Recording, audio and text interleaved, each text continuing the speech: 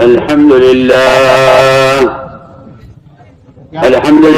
نحمده ونستعينه ونستغفره ونؤمن به ونتوكل عليه ونعوذ بالله من شرور أنفسنا ومن سيئات أعمالنا من يهد الله فلا مضل له ومن يضلل فلا هادي له ونشهد أن لا إله إلا الله وحده لا شريك له ونشهد أن سيدنا ونبينا ومولانا محمدا عبده ورسوله صلى الله تعالى عليه وعلى آله وصحبه وبارك وسلم تسليما كثيرا كثيرا. أما بعد فأعوذ بالله من الشيطان الرجيم. بسم الله الرحمن الرحيم. يا أيها الذين آمنوا اجتنبوا كثيرا من الظن إن بعض الظن إثم ولا تجسسوا ولا يغتب بعضكم بعضا أيحب أحدكم أن يأكل لحم أخيه ميتا فكرهتموه واتقوا الله. وقال الله سبحانه وتعالى وعد الله الذين آمنوا وعملوا الصالحات ليستخلفنهم في الأرض كما استخلف الذين من قبلهم وليمكنن لهم دينهم الذي ارتضى لهم وليبدلنهم من بعد خوفهم أمنا يعبدونني لا يشركون بي شيئا. وقال عليه الصلاة والسلام إياك والظن فإن الظن أكذب الحديث ولا تحسسوا ولا تجسسوا ولا تباغضوا ولا تدابروا ولا تحاسدوا وكونوا عباد الله إخوانا. وقال عليه الصلاة والسلام من رأى منكم منكرا فليغيره بيده فإن لم يستطع فبلسانه فإن لم يستطع بقلبه وذلك أضعف الإيمان أو كما قال عليه الصلاة والسلام. میرے انتہائی محترم بزرگ دوست عزیز ہو، ایمان وہ ایک ایسا بنیادی فریضہ ہے جس کے کمال تک مسلمان پہنچے بغیر چار چیزیں اپنے اندر پیدا نہیں کر سکتا. وہ چار چیزیں ایسی ضروری ہیں مسلمان کے لیے جن کے بغیر کسی مسلمان کا نہ دنیا میں گزارا ہے نہ آخرت کی ابدی زندگی میں گزارا ہے. مجھے بہت بنیادی بات میں کرنا چاہتا ہوں، اس لیے کہ مسلمان نے ناقص ایمان پر قناعت اور کفایت کر لی ہے. مصیبت یہ پڑی ہے مسلمان پر کہ اپنے ایمان کا مقابلہ کافر سے کر رہا ہے، جبکہ مومن کے ایمان کا مقابلہ کافر سے نہیں ہے. مومن کے ایمان کا مقابلہ ایمان صحابہ سے.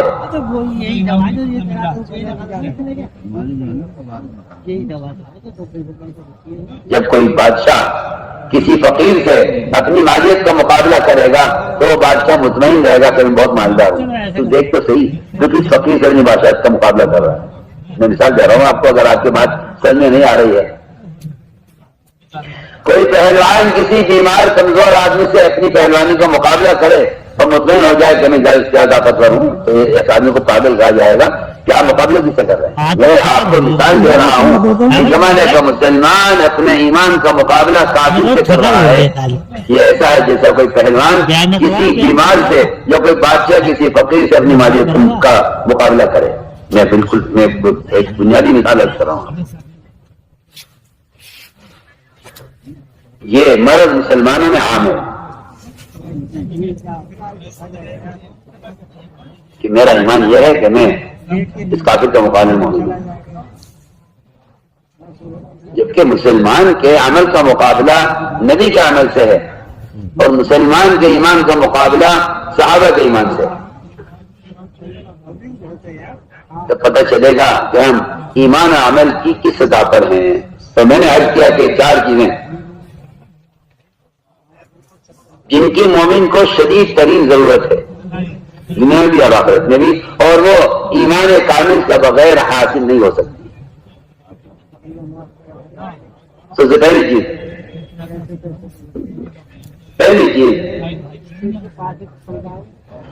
کہ مومن کو اپنے دین پر استقامت ہو، جب اس کے معاملات میں اس کو حرام پیش کیا جائے، جب اس کے اخلاق میں اس کو یہود و نصارہ کی تحریک پیش کی جائے،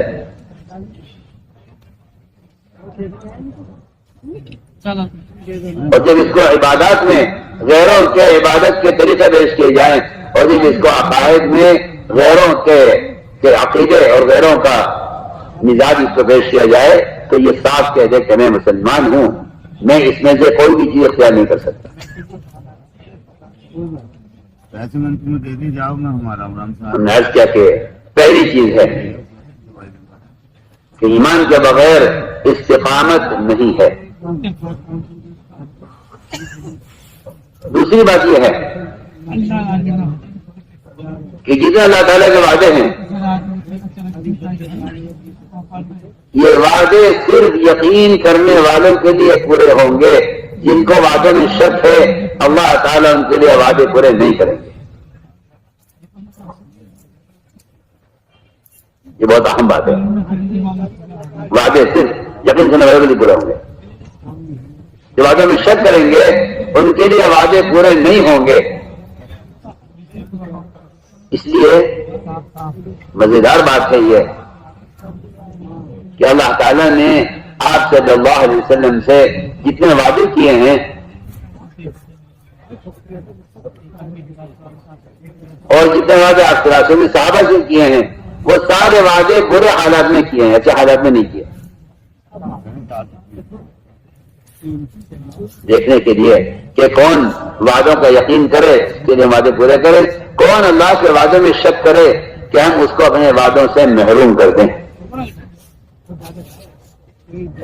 آپ کو توجہ بات سنیں، حالات کیسے بھی ہوں، برے سے برے حالات میں اللہ تعالیٰ نے مسلمانوں سے وعدے کیے ہیں، اور ان میں وعدوں کا یقین کرنے والوں نے صاف کہہ دیا کہ یہ وعدہ ہمارے رب کا حق ہے، یہ پورا ہو کر رہے گا۔ ایسے موقعوں پر منافقین چھٹ گئے، منافقین ایسے موقع پر چھٹ گئے۔ میں نے جو قرآن کی آیت پڑھی تھی وہ پڑھی اسی مقصد کے لیے تھی کہ اگر مسلمان اللہ تعالیٰ کے ضابطوں پر آئے بغیر اللہ سے کوئی امید کرتا ہے تو یہ بات آپ یاد رکھیں کہ ایسی امید کرنے والے کو حدیث میں عاجز کہا گیا ہے۔ ہمیں اللہ سے یہ امید ہے، ہمیں اللہ سے یہ امید ہے، ہمیں اللہ سے یہ امید ہے۔ میں صاف سے بات کرتا ہوں کہ جو آدمی اللہ تعالیٰ کے احکام اس کے ضابطوں کو پورا نہ کرے وہ اللہ سے امید کرنے میں جھوٹا ہے۔ ٹھیک ہے، جھوٹا اور عاجز کو کہا گیا ہے کہ جو اپنی خواہش کا بندہ بن کر چل رہا ہے اور اللہ تعالیٰ سے لمبی لمبی امیدیں کر رہا ہے۔ میں صاف سے بات کرتا ہوں کہ اللہ تعالیٰ کے وعدوں کی امید اور طلب عمل کے بغیر پوری نہیں ہو سکتی، اور اس کی امید کرنے والا آدمی جھوٹا کہلائے گا، اور حدیث اس کو عاجز کہا گیا۔ وعدے پورے ہوتے ہیں یقین کرنے والوں کے لیے، حالات کیسے بھی ہوں۔ لیکن جن کا ایمان اپنے کمال کو نہیں پہنچا ہوتا، جن کا ایمان ناقص ہوتا ہے، میں صاف سے بات کرتا ہوں، جن کا ایمان ناقص ہوتا ہے وہ حالات کو دیکھ کر کہتے ہیں کہ یہ وعدے پورے نہیں ہوں گے۔ دیکھیں ان کی نظر حالات پر ہے، وعدوں پر، حکم پر نہیں ہے۔ ان کی نظر حالات پر ہے۔ میں عرض کرتا ہوں حضور اکرم صلی اللہ علیہ وسلم نے ابتدا سے اپنے صحابہ کو اللہ تعالیٰ کے وعدوں کے یقین پر اٹھایا تھا، اور یہ وعدے صرف صحابہ سے نہیں، یہ وعدے مشرکین سے بھی، کفار سے بھی، اور آپ کے راستے میں رکاوٹ بننے والوں سے بھی آپ بالکل اسی طرح وعدے کرتے تھے جس طرح آپ ماننے والوں سے وعدے کرتے تھے. آپ غور کریں، ابتدائی نبوت بالکل ماحول نہیں ہے، کوئی سننے کو تیار نہیں ہے. آپ صلی اللہ علیہ وسلم کو جھوٹا اور آپ صلی اللہ علیہ وسلم کو جادوگر مشہور کیا ہوا ہے. آپ آگے آگے دعوت دیتے جاتے تھے، پیچھے پیچھے ابو لہب آپ کو جھوٹا کہتا جاتا تھا. آپ موسم حج میں آنے والے قافلوں پر اپنے آپ کو پیش کرتے تھے. کرانے میں پاگل بنا رہا تھا. میں یووی نہیں، میں انصرونی، میں یمنعونی، کون مجھے ٹھکانہ دے دے، کون میری مدد کر دے، کون میری ذمہ داری دے لے، کوئی مجھے یہاں میرے ملک سے باہر لے جائیں گے، کہیں لے جائے حلال باہر کے نام. اپنا وطن مبارک چھوڑنے کو تیار ہے اس کے لیے کہ کوئی آپ کو ٹھکانہ دے دے کہیں اور وہاں اللہ کی بات پہنچا دیں. آپ موسم حج میں آنے والے قافلوں کو اپنا کو پیش کرتے تھے. آپ صلی اللہ علیہ وسلم اسی طرح ملاقاتیں کرتے کرتے حج کے قافلوں میں اس قبیلے کا نام آپ ان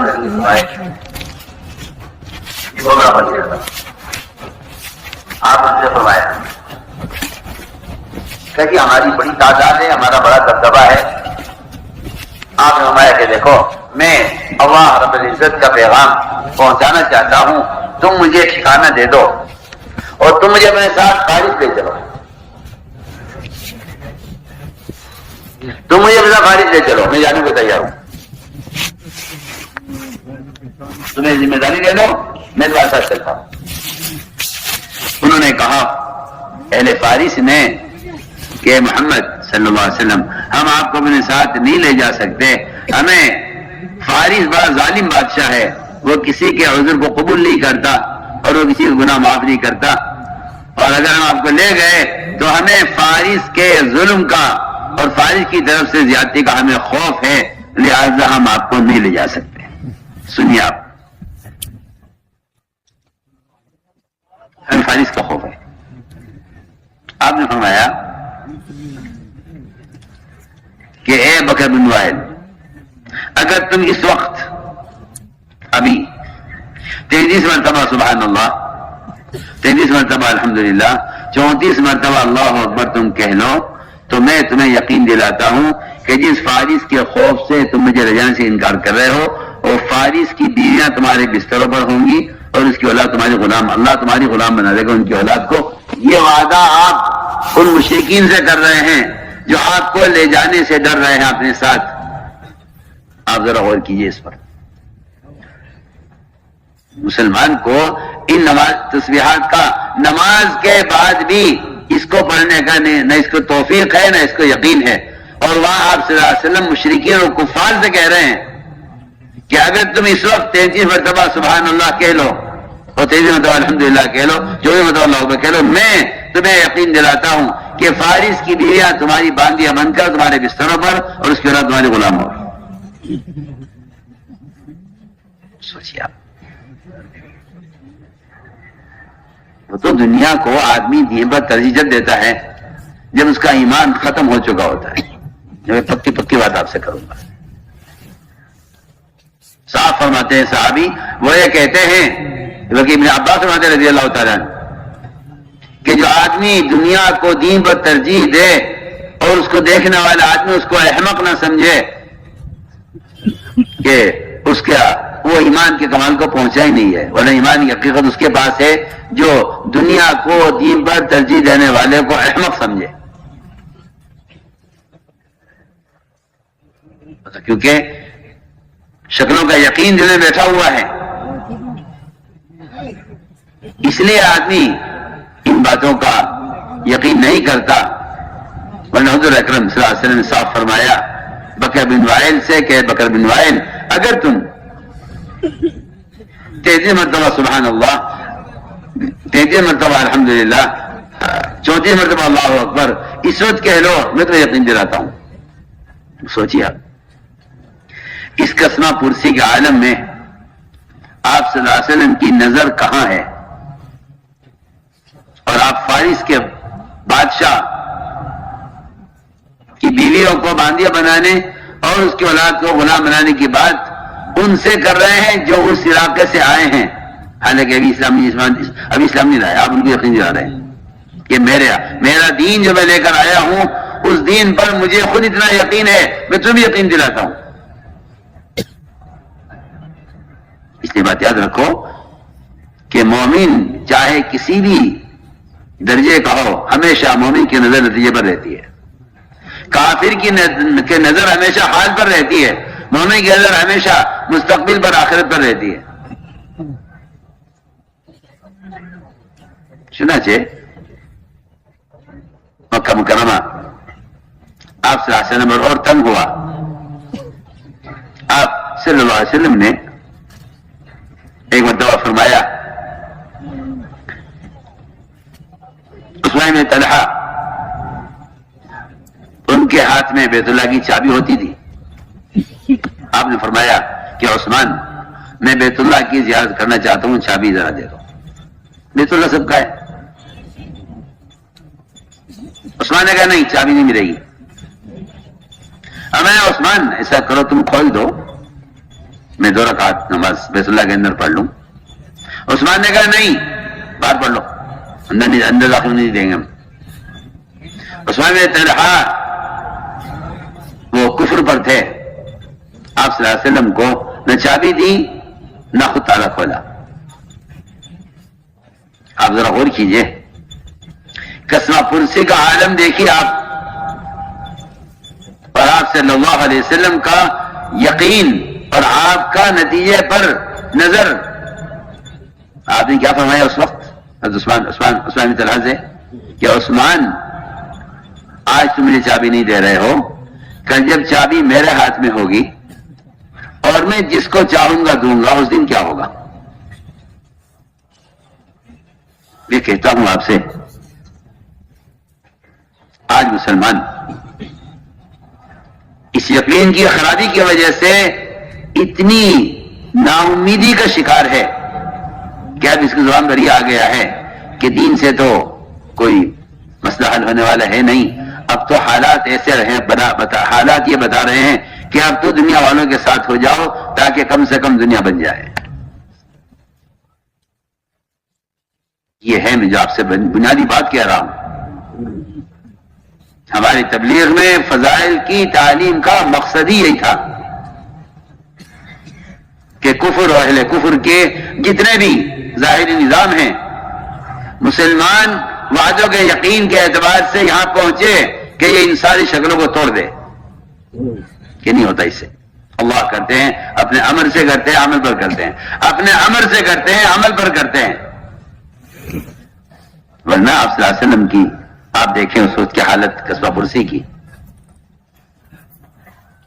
آپ نے فرمایا عثمان اس دن کیا ہوگا جب چابی میرے ہاتھ میں ہوگی، میں اس کو چاہوں گا دوں گا.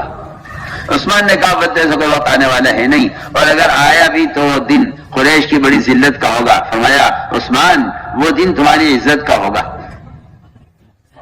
سنیے آپ ایک دشمن سے اور ایک آپ کے کو بیت اللہ میں داخل ہونے سے روکنے والے سے آپ کیا بات فرما رہے ہیں کہ وہ دن تمہاری عزت کا ہوگا.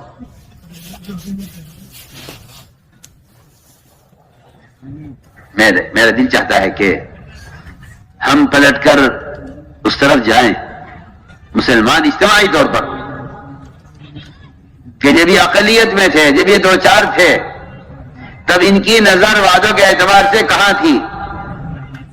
آج مسلمان کروڑوں میں اربوں میں ہے، لیکن اللہ مجھے معاف فرمائے غیروں کی طرح صرف اسباب اور حالات کو دیکھ کر فیصلہ کر لیتا ہے کہ کامیابی دنیا میں ہے، دن میں نہیں ہے. اور یہاں صلی اللہ علیہ وسلم ایک سوئے ہوئے مشرک کو آپ یقین دلا رہے ہیں کہ عثمان تم مجھے روک رہے ہو، آج کل تمہارا دن آئے گا عزت کا، اور چابی ہمارے ہاتھ میں ہوگی، ہم اس کو چاہیں گے دیں گے. دیکھیے آپ،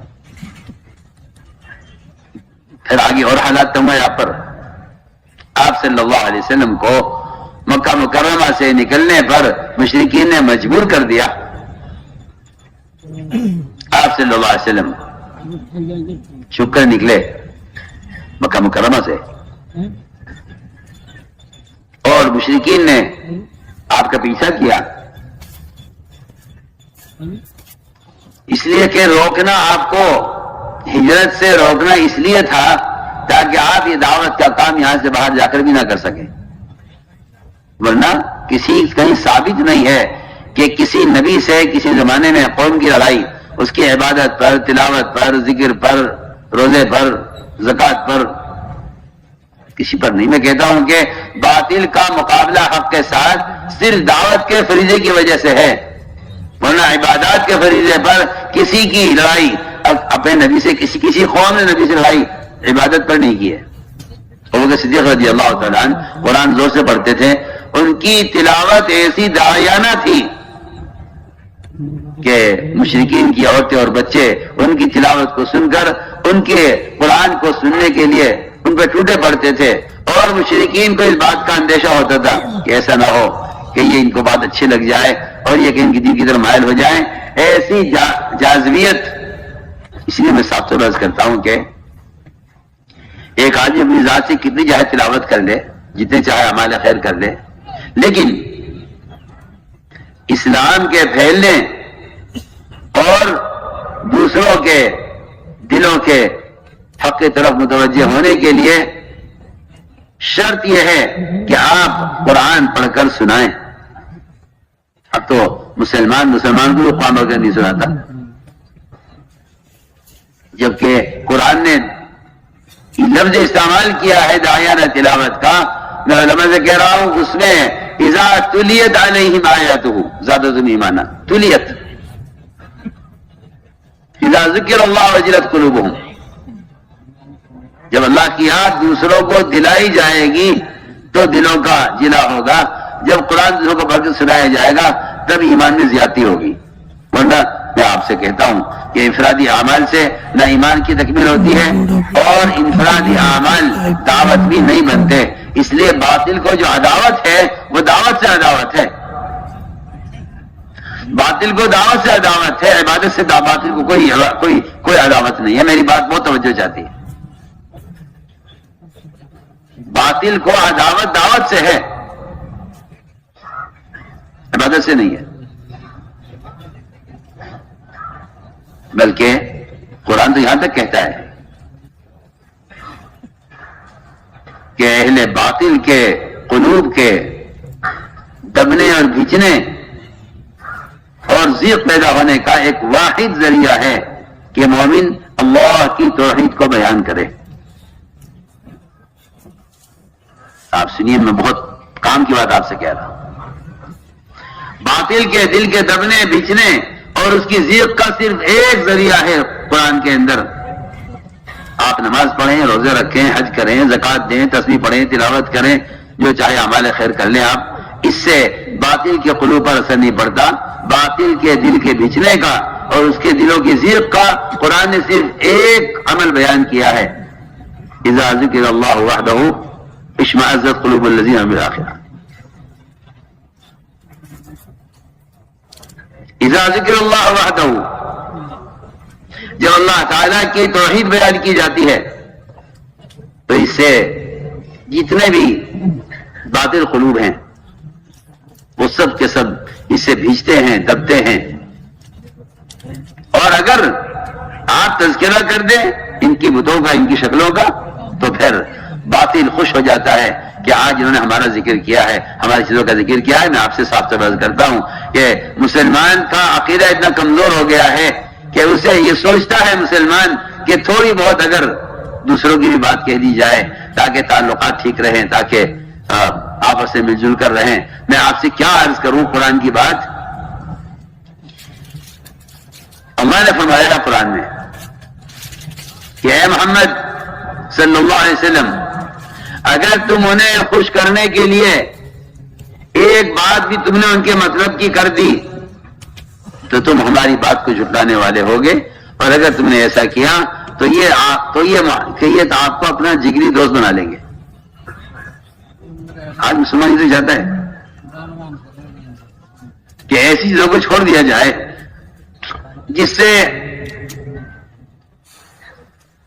اسلام اور کفر کے درمیان کوئی اختلاف ہو رہا ہے، لہذا اس کو چھوڑ دیا جائے تاکہ دوستی ہو جائے، اور اس کو یہ مصلحت کہتا ہے، اور میں کہتا ہوں یہ مصلحت نہیں ہے، یہ باطل کے ساتھ مصالحت ہے،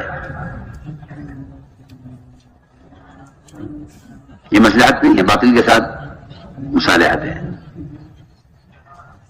اللہ نے صاف فرمایا قرآن میں،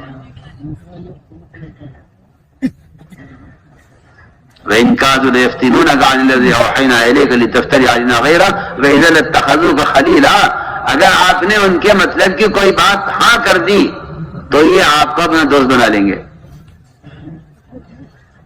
اور اگر ہم آپ کو نہ جماتے آپ کی بات پر، یہ بھی ہمارا فضل ہے آپ پر کہ ہم نے آپ کو ہم نے جمائے رکھا ہے، ہم نے آپ کو جمع رکھا ہے، یہ بھی ہمارا آپ پر فضل ہے۔ اگر ہم آپ کو جمائے نہ رکھتے اور آپ ان کی کسی بات کی طرف مائل ہو جاتے تو قرآن کہتا ہے کہ پھر اللہ فرما رہے ہیں محمد ہم آپ کو دگنا عذاب دنیا میں دیتے، دگنا عذاب آخرت میں دیتے۔ سوچیے آپ، میں دل چاہتا ہے کہ یہ واقعہ آپ کو سناؤں، کیونکہ مسلمانوں میں عالمی سطح پر ان کے دلوں میں ایک گوشہ باطل کے لیے ہے، ان کے دماغ میں ایک گوشہ باطل کے لیے ہے، وہ کہتے ہیں ٹھیک ہے اگر یہ ہمیں ایک سننے سے روک رہے ہیں، قانون ہے، تو یہ سنتی دل کے چھوڑنے میں کیا حرج ہے؟ اگر یہ ہمیں فرض سے روکیں گے تو دیکھی جائے گی، جبکہ یہ بات مسلمان کو معلوم ہونی چاہیے کہ آج اگر آپ نے چھوٹا عمل اس لیے کہہ کر چھوڑ دیا کہ یہ اس کی وہ اہمیت نہیں ہے، تو کل اس عمل کا چھوڑنا آپ سے فرائض چھڑوائے گا۔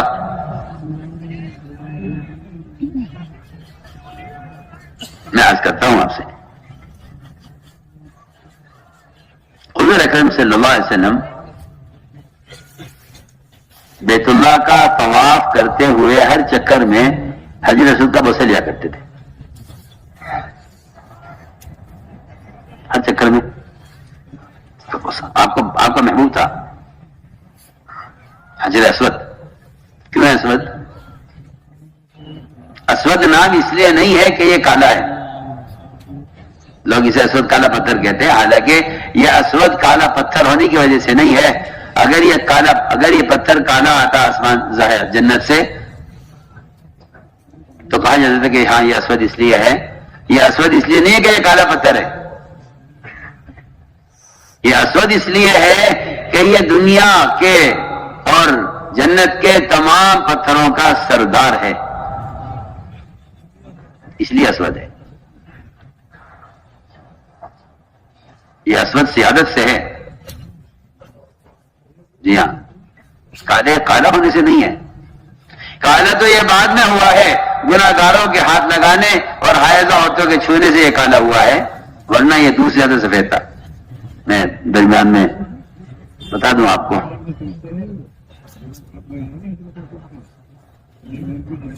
آپ صلی اللہ علیہ وسلم ہر چکر میں اس کا بوسہ لے۔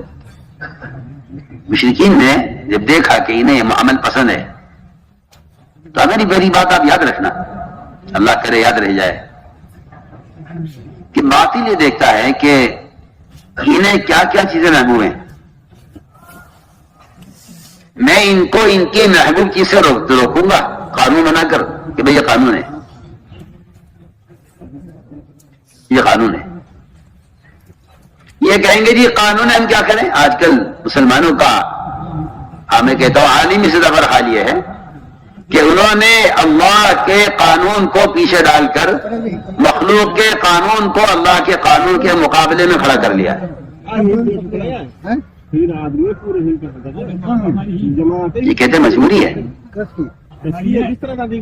اللہ کہتے ہیں مجبوری، میں تمہاری مجبوری نہیں مانوں گا جب تک تم اس کے خلاف کوشش نہ کرو۔ اسی لیے قرآن نے صاف کہہ دیا ہے کہ جو دین کو بچانے کی کوشش نہیں کر رہے ہیں ان کو بھی اللہ کے رسول سے محبت نہیں ہے، میں آپ سے قسم کھا کر کہہ سکتا ہوں یہ بات. آپ کہتے ہیں تبلیغ کرنا کوئی فرض نہیں ہے. میں کہتا ہوں کہ اگر آپ دین کو قائم کرنے کی کوشش نہیں کرتے تو قرآن انکار کر رہا ہے کہ آپ فاسق ہیں, آپ کو اللہ سے محبت نہیں ہے. یہ قرآن کی آیت کا ترجمہ کر رہا ہوں, آپ کہاں سو رہے ہیں؟ قرآن کی آیت کا ترجمہ ہے جو میں کہہ رہا ہوں, کیونکہ قرآن نے اللہ کے رسول کی محبت کا فیصلہ صرف اس پر نہیں کیا کہ آپ کو اللہ کے نبی آپ کے رشتہ داروں سے, آپ کے متعلقین سے, آپ کی تجارت سے, آپ کے وطن سے زیادہ محبوب ہو جائیں. نہیں, قرآن نے اس کے ساتھ دوسری شرط لگائی ہے, وہ جہاد فی سبیلی. جو بیچارے بے وقوف قسم کے لوگ ہیں جو جہاد کو صرف قتال سمجھتے ہیں, وہ انہوں نے ساری کوششیں کہ اگر چھوڑ دی ہیں کہ یہ تو جہاد سے متعلق, قتال سے متعلق آیتیں ہیں. تو میں ایک بات عرض کر رہا ہوں کہ آپ صلی اللہ علیہ وسلم حضرت کا بوسہ لیتے تھے. ان کو انہوں نے دیکھا کہ نہیں عمل بڑا پسند ہے, تو آپ صلی اللہ علیہ وسلم سے کہا کہ ہم آپ کو بوسہ نہیں لینے دیں گے. ہم نے مانت کیا, اقتدار ہمارا ہے, ہم نہیں آپ کو بوسہ نہیں دینے دیں گے. آپ چاہتے تھے بوسہ لیں, نہیں لینے دیں گے. تو ایسے موقع پر آدمی سوچتا ہے, میں اس کی مثال دے رہا ہوں آپ کو, بہت اہم بات کہہ رہا ہوں. آدمی سوچتا ہے کہ طواف ہے اصل, تو بوسہ تو کوئی اصل نہیں ہے, چھوڑ دو اس کو. درمیان میں کہتا چلوں تاکہ بات اپنے موقع پر ہو. عبداللہ بن عمر رضی اللہ عنہ ایک صاحب نے یہ کہا کہ آپ حضرت کے بوسے کے بارے میں کیا کہتے ہیں؟ فرمایا سنت ہے. اس نے کہا سنت تو ہے, لیکن اگر بھیڑ زیادہ ہو اور بوسہ نہ لے سکیں تو کیا کریں؟ تو فرمایا جواب میں کہ اگر مگر کو یمن پھینک. ہمارے شریعت میں اگر اور سنت میں اگر مگر نہیں ہوتی. سنیے نا آپ, پین پہننے والے, داڑھی موڑنے والے, یہ سنیں کہ وہاں صرف حجر اسود کے بوسے کی سنت کے بارے میں ایک صاحب نے سوال کیا عبداللہ بن عمر سے, اس بارے میں آپ کیا کہتے ہیں؟ انہوں نے کہا سنت ہے. اس نے کہا اگر بھی ہو, دیکھیے کہاں آپ کہتے ہیں کہ قانون یہ ہے حکومت کا, کہاں آپ یہ دیکھیے کہ وہاں بھیڑ کی وجہ سے اس نے یہ کہہ دیا بیچارے نے کہ جی اگر بھیڑ زیادہ ہو حجر اسود پر میں نہ پہنچ سکوں تو کیا کیا جائے. تو ان کو غصہ آ گیا عبداللہ بن عمر کو. فرمایا شریعت میں اور سنت میں اگر مگر نہیں چلتی. سوچیے آپ تو ہر قدم پر سنتوں کو ذبح کرتے جا رہے ہیں, یہ کہہ کر کہ قانون یہ ہے. مجھے ایسا معلوم ہوتا ہے شاید آپ اس قانون کے معاون بن گئے ہیں. آپ اس قانون کے معاون بن گئے, کیونکہ باطل اس بات سے خوش ہے کہ آپ نماز پڑھیں, روزہ رکھیں, حج کریں, زکات دیں, مگر ہماری ایک شرط یہ ہے کہ ہمارے حلیے میں کریں سارے کام. مسلمان کہتا ہے کیا حرج ہے اس میں؟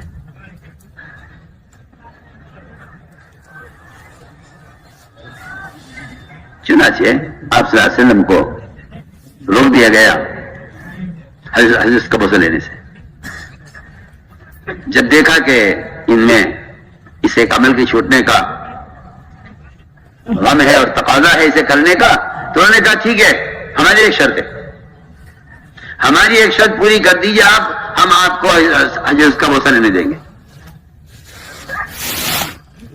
کیا شرط ہے؟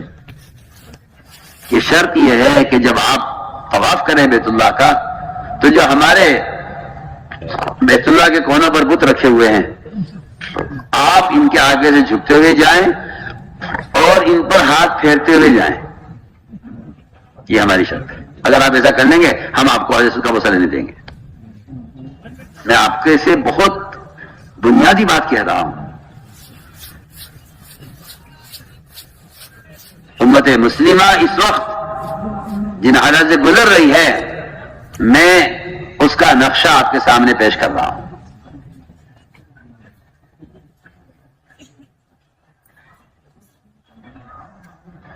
اب توجہ دیں میری بات کی طرف. چنانچہ یہ ہوتا ہے کہ انہیں کام سے روکا جائے، یہ بھی یہ کہیں گے ہمیں یہ کرنا ہے تو ہم کہیں گے ٹھیک ہے، ہماری ایک شرط ہے. کہ کیا شرط ہے؟ کہ شرط یہ ہے کہ ہمارے بتوں آگے سے جھکتے ہوئے جائیں. آپ صلی اللہ علیہ وسلم کو ایک چھوٹا سا ہلکا سا اس بات کا خیال آیا، اور خیال کے طور پر صرف کہ اگر دل کے اطمینان کے ساتھ صرف انہیں دکھانے کے لیے، ان کو بیوقوف بنانے کے لیے، اگر بغیر دل کے ارادے کے صرف سر سے اشارہ کر دیا جائے ان کی طرف، اس خیال کو آپ نے سوچا نہیں، پکایا نہیں، دل سے تو مطلب ہی نہیں کہ آپ دل سے رضی اللہ شرک کا ارادہ کریں، لیکن یہ خیال ہلکا سا آ کر گزر گیا. شیئن قلیلا، قرآن نے بھی اس کو اتنا تھوڑا کیا ہے کہ شیء تھوڑے کو کہتے ہیں، اور قلیل مزید لگا دیا قرآن نے. یہ ذرا سا خیال آیا، اللہ نے فرمایا وَلَوْلَا أَن ثَبَّتْنَاكَ، نبی جی اگر ہم آپ کو ثابت قدم نہ رکھتے تو آپ ذرا سے تھوڑے سے صرف ان کو دکھانے کے لیے بغیر دل کے ارادے کے بھی اگر آپ جھک جاتے ان کی طرف کہ بھئی چلو یہ راضی ہو جائیں گے، ہمارا کام ہو جائے گا. آج تو آپ دیکھ لیجئے امت کا حال، ان کو جہاں چاہو جھکا دو، جو چاہو ان سے کہلوا لو، جہاں چاہو ان سے جو چاہے کروا لو. یہ کہتے ہیں حالات کا تقاضا ہے، مصلحت ہے، اس میں کیا بات ہے، دل ایمان کے ساتھ مطمئن ہے. اللہ نے فرمایا اگر آپ ذرا سے تھوڑے سے بھی ان کی بات کی طرف سے دکھانے کے لیے جھک جاتے تو ہم آپ کو دگنا عذاب دنیا میں دیتے، دگنا عذاب آخرت میں دیتے. میں اس پر محسن والے کے بیان کی ایک مثال آپ کو سنانا چاہتا ہوں، اللہ کرے سمجھ میں بھی آئے اور آپ غور سے سنیں. محسن رحمۃ اللہ علیہ فرماتے تھے، یہ میں اس کی مثال آپ کو دے رہا ہوں کہ بھئی یہ تھوڑا سا دین اگر جا رہا ہے تو جانے دو نا، تھوڑا سا اگر ایک سنت کے خلاف کام لگے تو کیا رہی ہے اس کے اندر؟ تو ہمیں نماز سے، روزے سے، حج و زکات تھوڑی ہو کے جا رہا ہے، یہ سنت کے خلاف ہے، قانون آ گیا سنت کے خلاف، چھوڑ دو اس کو. میں کہتا ہوں آپ سے آج ایسے آپ کو آج کچے علم رکھنے والے مل جائیں گے، وہ کہیں گے جی حالات یہ ہیں، مجبوری ہے، کیا کریں. سمجھتے تھے کہ اس کی مثال دیتے تھے کہ اگر تم نے تھوڑا سا دین یہ کہہ کر چھوڑ دیا تو تم باقی دین بھی تمہارا ضائع ہو جائے گا. یہ دیکھیے بات بالکل واضح ہے، سب جانتے ہیں کہ جو آدمی کسی ایک کھانے پینے استنجے کی لائن کی سنت کو بھی ہلکا سمجھے گا وہ فرائض سے محروم کر دیا جائے گا. ہوا یہ آپ نے موسم بیان مثال دے رہے کہ لوہے نے جنگل کے بادشاہ سے کہا کہ ہمیں ایک بالش لکڑی چاہیے، ہمارے پاس لکڑی نہیں ہے، لوہا ہے، نیچے سارا پہاڑ لوہے کے بھرے پڑے ہیں، لیکن ہمیں لکڑی نہیں، ہمیں ایک بالش لکڑی چاہیے. بادشاہ نے کہا دے دو، ہمارا اتنا بڑا جنگل پھیلا ہوا ہے لکڑی کا میلوں میں، ایک بالش لکڑی سے ہمیں کیا فرق پڑ جائے گا. لیکن گزرانے کا نہیں، ایسا مت کیجیے. وہ نہ مانا اور اس نے ایک بالش لکڑی کو دے دی. اس کی مثال ملتی ہے صحابہ کی سیرت میں. آپ نے صحابہ سے فرمایا ایک مرتبہ کہ یہود اگر تم انہیں اپنی پیداوار کا، باغات کا کی پیداوار کا ایک حصہ ان کو دے دو اور یہ تمہیں پریشان نہ کریں، تم اطمینان سے رہو. تو سامنے کیا رسول اللہ جب ہم ان کے غلام تھے، جب ہم ان کے ماتحت تھے، اسلام کی نعمت اور یہ عزت ملنے سے پہلے ہم نے اس زمانے میں ایک کھجور نہیں دی. آج ہمیں اللہ تعالیٰ نے اسلام سے عزت دے دی ہے اور اللہ نے ہم سے وعدے کر لیا آخرت کے ہم اپنا دین کا سودا کریں گے ان سے؟ انہیں اپنی کھجور کے باغات کی پیداوار میں سے ان کو حصہ دے کر کہ نسل ہماری نہیں دیں گے، ایک کھجور نہیں دیں گے.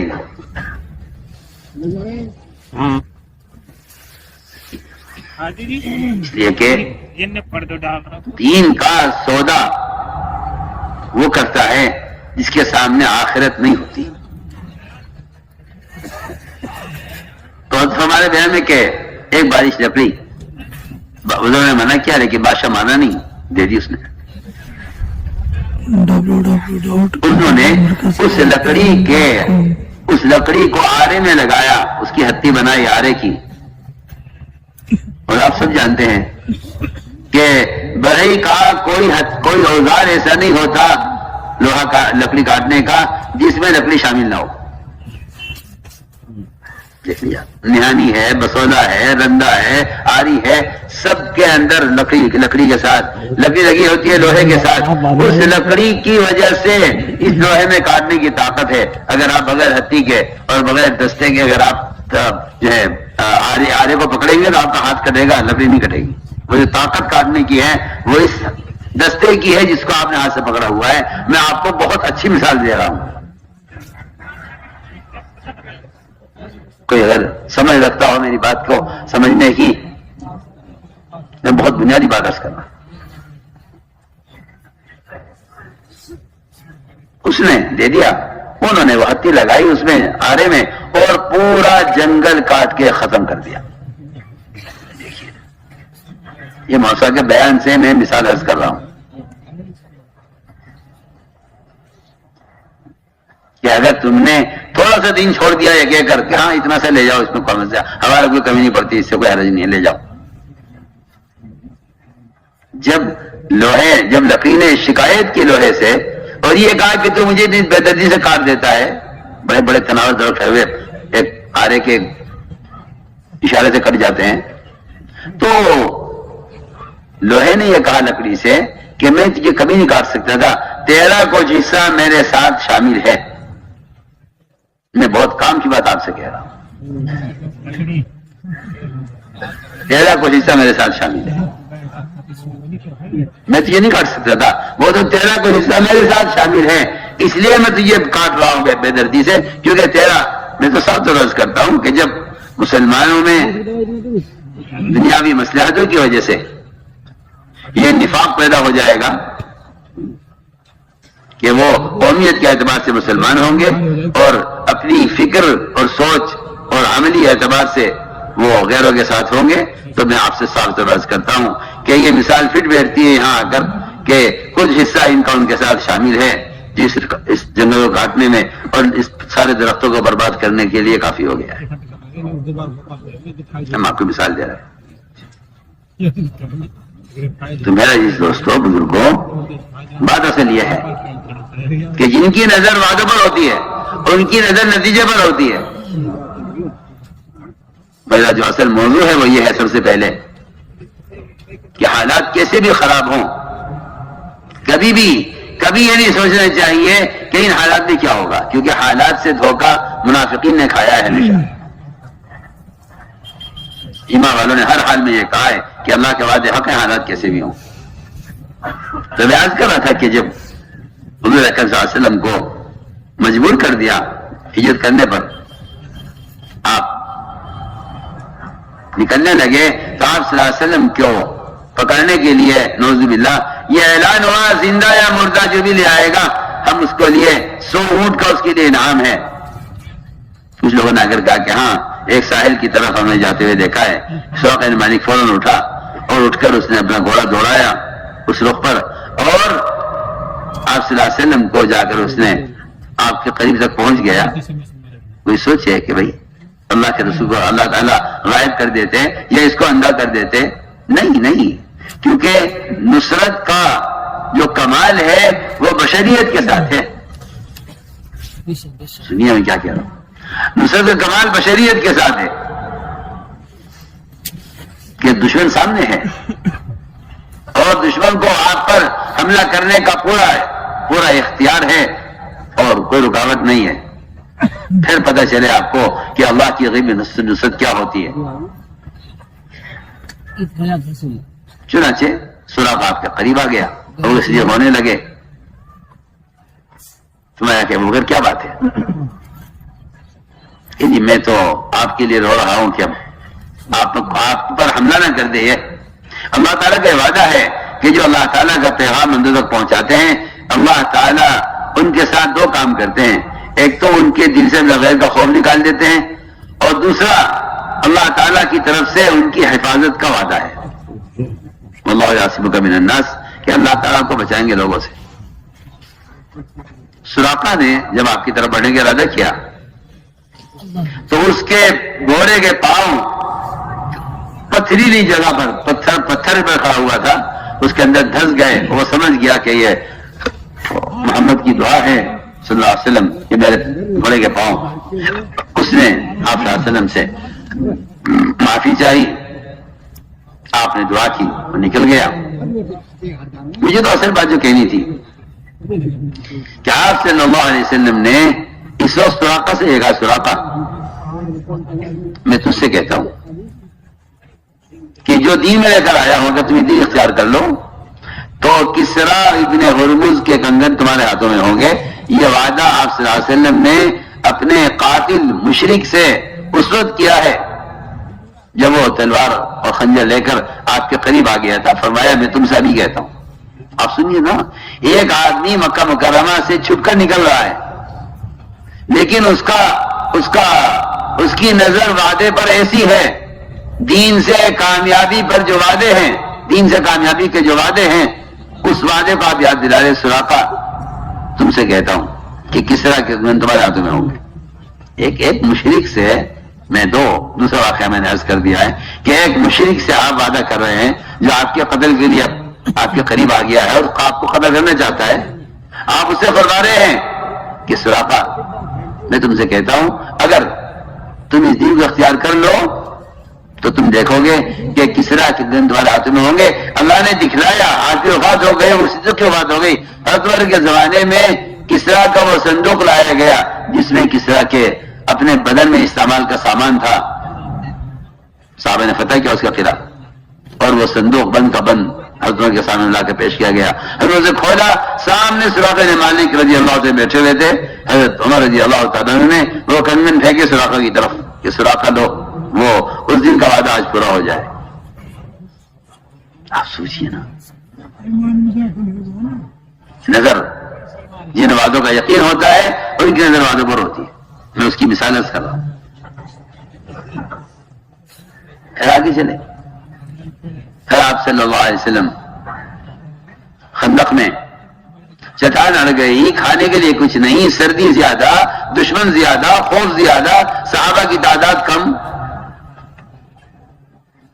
ان سارے حالات میں آپ صلی اللہ علیہ وسلم نے فرمایا کہ میں اترتا ہوں خندق میں. آپ اترے, آپ نے چٹان کو توڑا, اس کی روشنی میں آپ نے فرمایا کہ قیصر کسریٰ کے محلات کا فتح میں مجھے دکھلا دیا گیا ہے.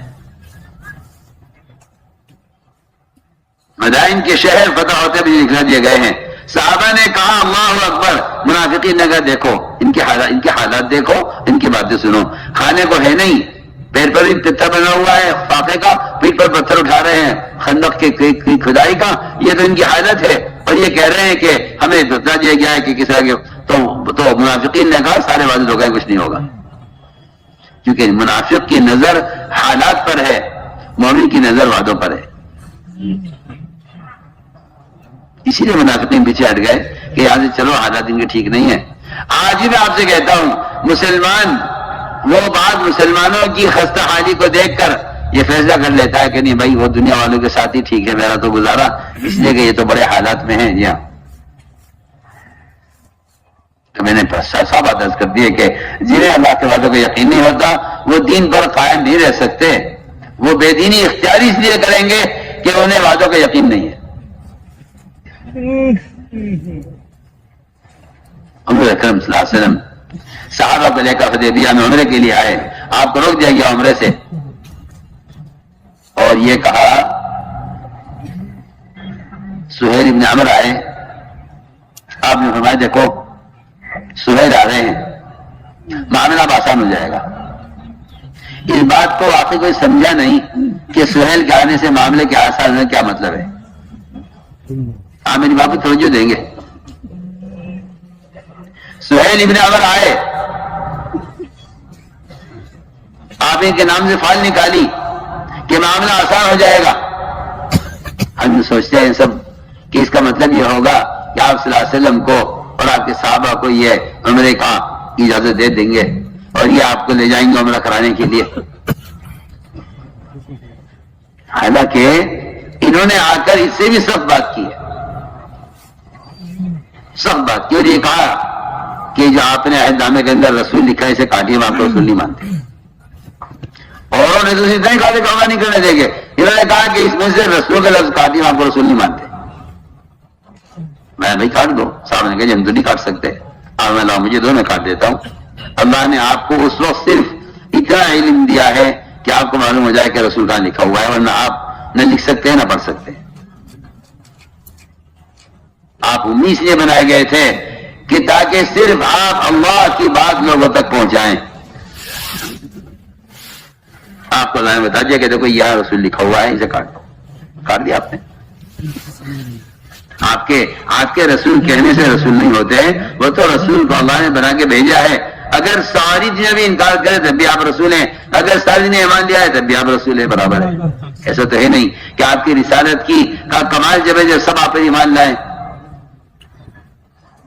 تو بنا عرض کیا کہ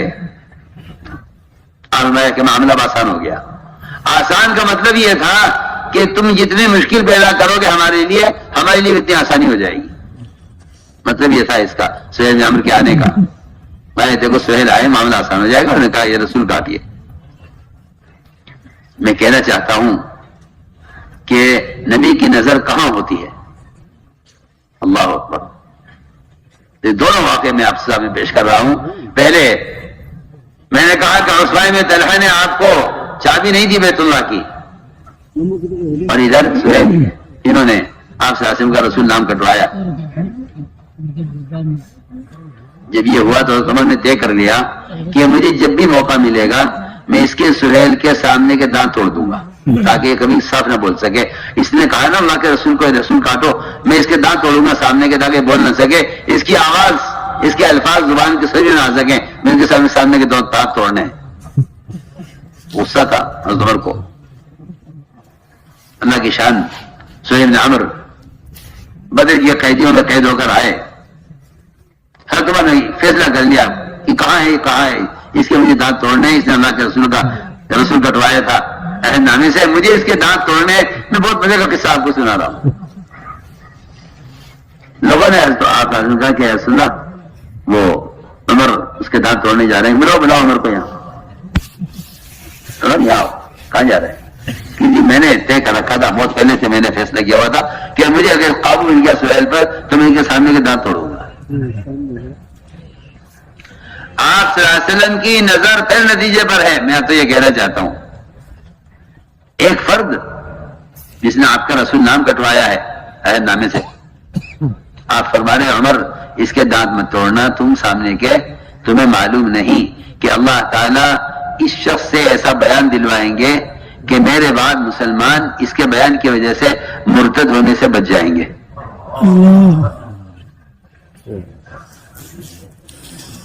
میں آپ سے بہت کام کی بات کہہ رہا ہوں۔ ہم تو کسی کے بارے میں بہت جلدی فیصلہ کر لیتے نا، یہ دشمن ہے، یہ مخالف ہے، یہ جاسوس ہے، یہ فلاں ہے، اسے مار دو، اسے ختم کر دو۔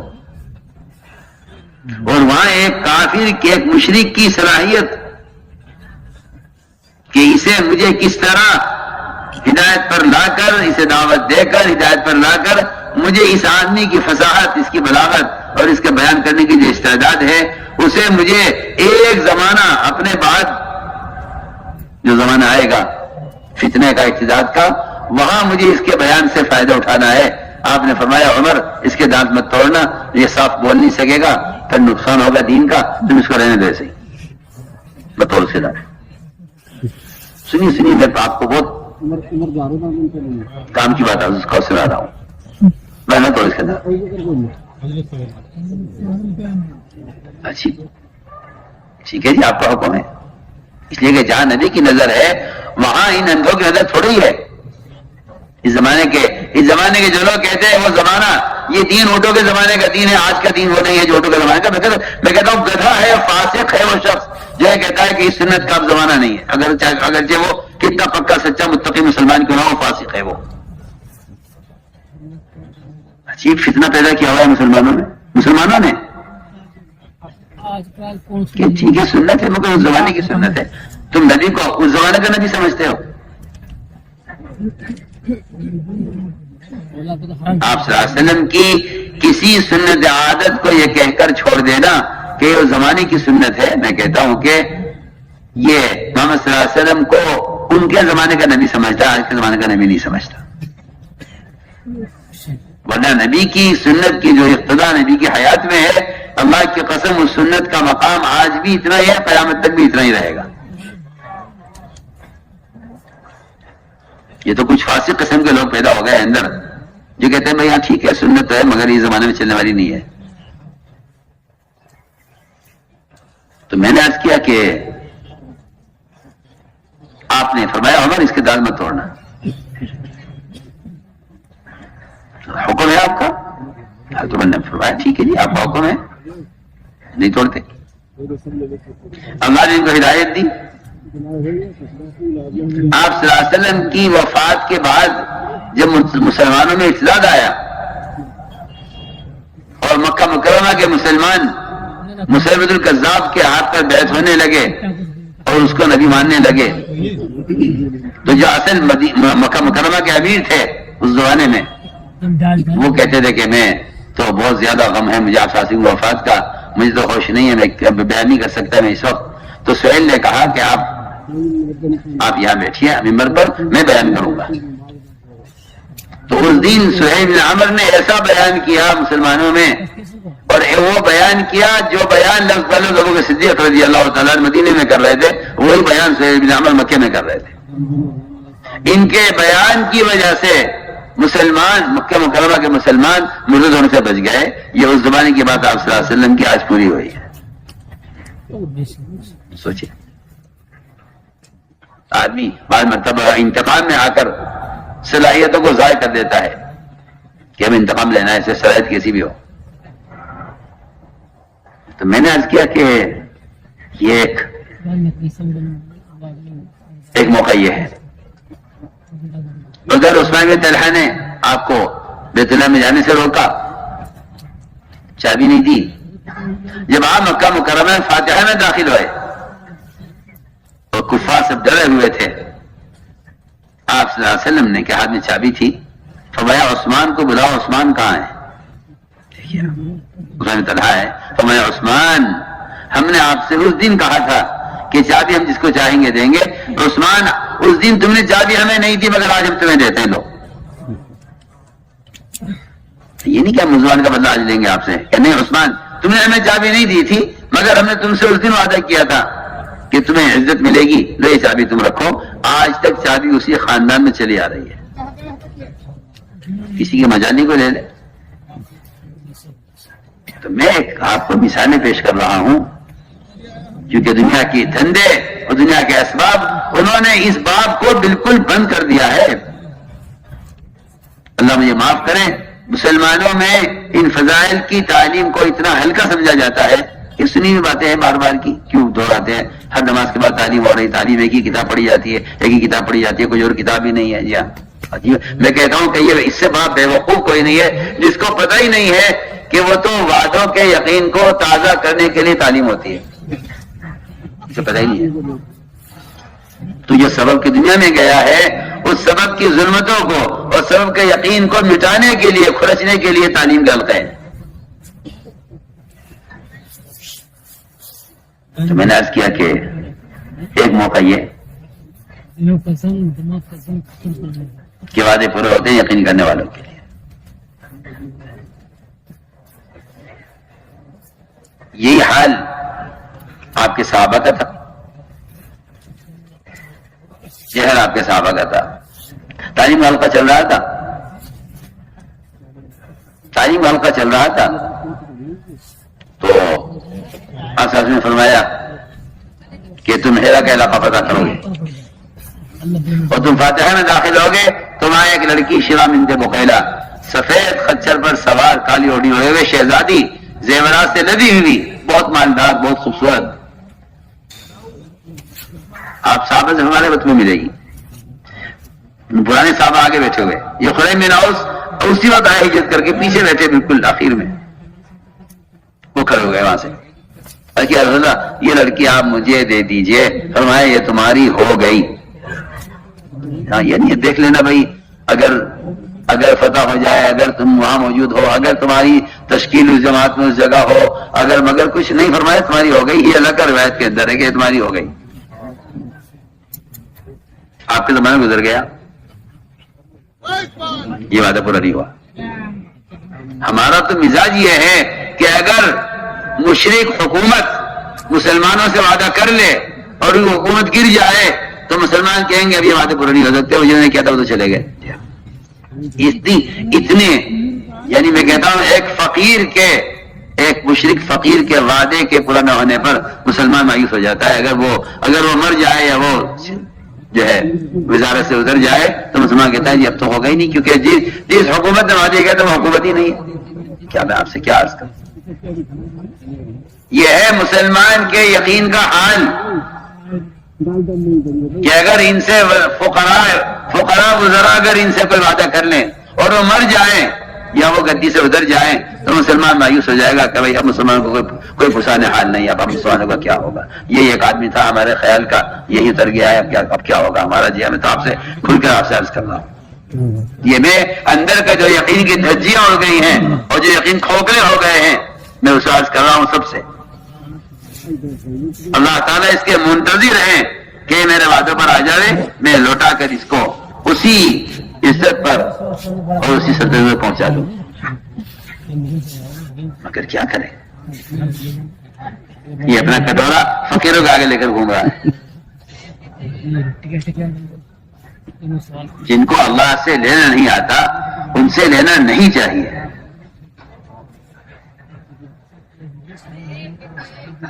تو میں نے عرض کیا کہ اب مجھے یہ لگا تمہاری ہے. وہ کھڑے ہوئے اور انہوں ایسا یقین ہو گیا ان کو کہ لڑکی مجھے مل گئی. وقت کا انتظار ہے جب بھی ہو. زمانے کے گزرنے سے ان کے وعدوں میں شک نہیں پیدا ہوتا تھا. چنانچہ آپ کی وفات کے بعد ایک جماعت تشکیل ہوئی. اس جماعت کا رخ بن گیا ہیرا کی طرف عراق کی طرف اور عراق کی جماعت عراق پہنچی. جماعت ہیرا کے شہر میں تو یہ صحابی خریم بن اوس کہہ رہے امیر صاحب سے امیر صاحب اجازت دیں گے ذرا مجھے کیونکہ وہ امیر سے پوچھے بغیر جان نہیں سکتے. امیر صاحب سے پوچھ کے جانا ہے. امیر صاحب اجازت دیں گے. یہاں میدان میں ایک لڑکی میرا انتظار کر رہی ہے.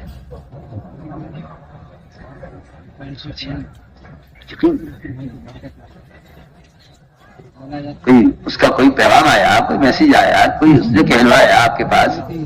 کبھی وہاں گئی بھی نہیں. وہ میدان دور ہے بہت. جماعت کہیں آ کے ٹھہری جماعت. امیر صاحب اجازت دیں میری یہاں ایک لڑکی میرا انتظار کر رہی ہے. میں اسے لے آؤں. کیسی لڑکی کہ جی وہ مجھے اللہ کے رسول نے دی تھی وہ یہاں میرا انتظار کر رہی ہے. اس لیے اللہ کے نبی کے بعد حق ہے اس میں کوئی شک نہیں ہے. میں اسے لے آؤں جا کے جاؤ. سیدھے گئے. لڑکی میدان میں خچر میں بیٹھی انتظار کر رہی تھی. پوچھا شیما بنت وقیلہ ہے کہ ہاں میں شیما بنت وقیلہ ہوں. کیا جاؤ. سوچیے صاحب بات ہے ہم آپ سے وسلم کے وعدوں کا ایسا انتظار کرتے تھے جیسے رات کا سونے والا صبح ہونے کا انتظار کرتا ہے. کہ وہ www.delhimarkazlivebeyan.com لڑکیوں کو لے آئے. ساتھیوں نے دیکھا امیر صاحب یہ تو زیورات سے لدی ہوئی ہے اور نقدی اس کے پاس اتنی ہے اور یہ تو اور دوسری بات یہ ہے کہ یہ تو امیر صاحب فیصلہ کریں گے. یہ تو سب کا حصہ ہے. مال غنیمت ہے. مال غنیمت سب کا حصہ ہے. حصہ لگائیے اور ہماری رائے ہے کہ لڑکی آپ رکھیے اور جو زیورات ہے وہ تقسیم کیجیے سب پر. میں نے کہا جی نہیں یہ لڑکی میری ہے. اس کا زیور بھی میرے لیے ہے. اس میں کسی کا حصہ نہیں ہے. یہ اللہ کے نبی نے مجھے دی تھی. یہ نہیں کہا تھا کہ تقسیم کرنا. امیر صاحب نے کہا ٹھیک ہے ہم آپ کی بات مان لیں گے ایک شرط پر کہ آپ گواہ لائیے. بتائیے آپ اس زمانے کی بات ہے, گواہ کون ملے گا؟ یہ بھی نہیں کہ مدینے کا واقعہ ہو تو چلو بہت سارے صحابہ گواہ ہو جائیں, کوئی مل جائے گا گواہ, کہ وہ اس زمانے کی بات اور جماعت چھوڑ تھوڑے سے افراد گئے ہوئے ہیں اس علاقے میں. عراق کہاں, مدینہ کہاں, عراق. امیر صاحب نے کہا گواہ لاؤ.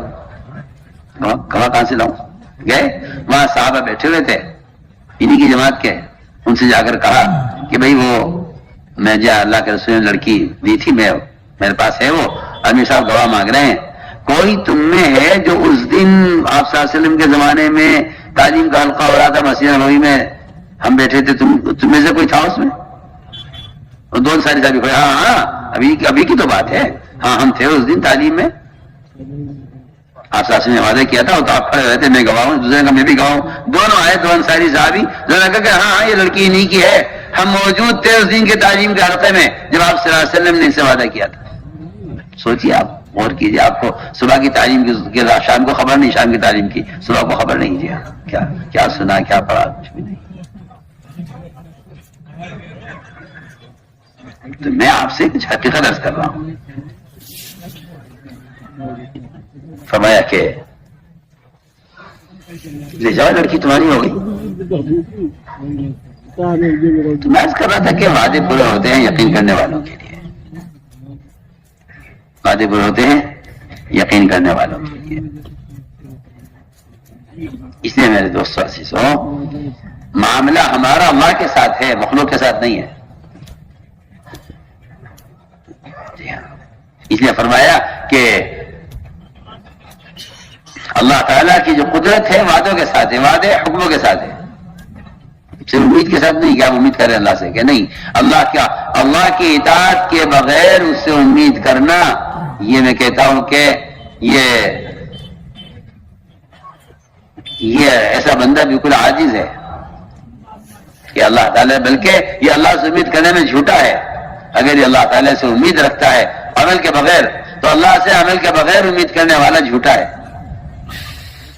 کیونکہ وعدے امید کے ساتھ نہیں ہیں, وعدے عمل کے ساتھ ہیں, وعدے عمل کے ساتھ ہیں.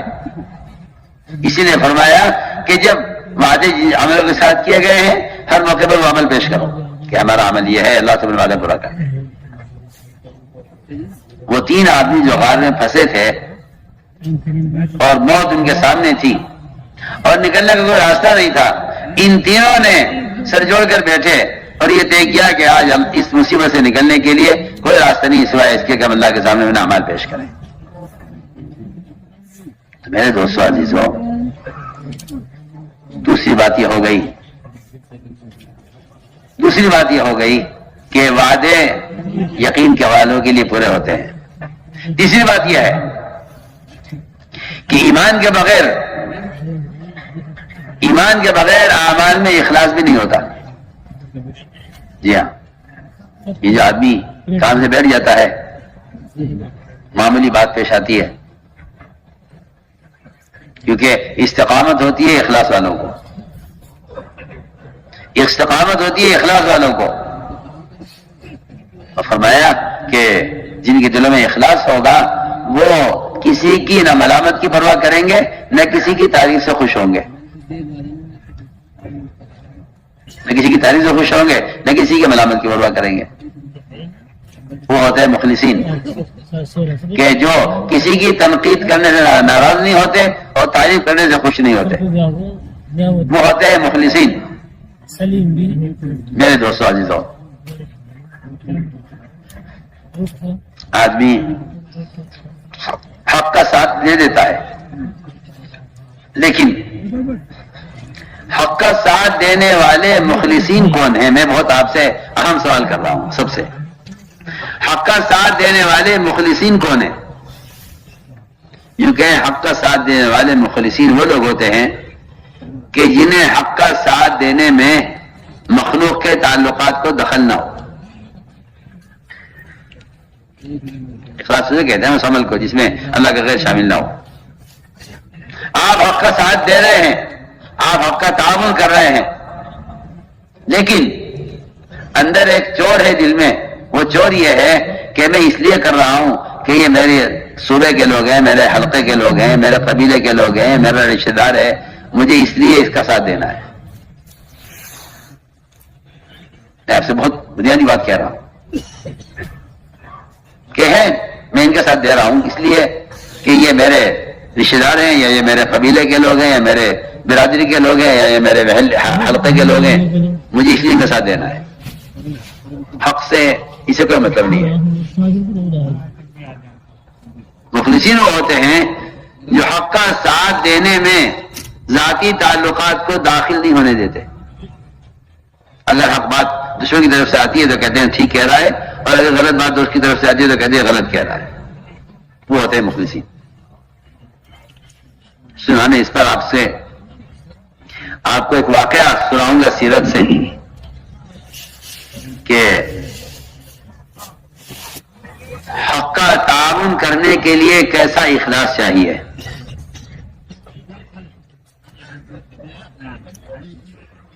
میدان احد میں جب مسلمانوں کے پاؤں اکھڑ گئے، اور مسلمانوں کے پاؤں اکھڑنے اور فتح کے بعد شکست کے آنے کا سبب یہ ہوا تھا کہ چند صحابہ اپنے ایک مورچے سے آپ صلی اللہ علیہ وسلم کی ہدایت کے خلاف ہٹ گئے اور نیچے اتر گئے. وہ وہاں سے دشمن ڈر کر حملہ کیا اور سارا میدان احد وہ مسلمانوں کے ہاتھوں سے غیروں کے ہاتھوں میں واپس گیا. شروع کیا ہے؟ تو جب یہ دیکھا ایک شخص نے، اس کا نام تھا قزمان. یہ قصہ سب کے سننے کا ہے.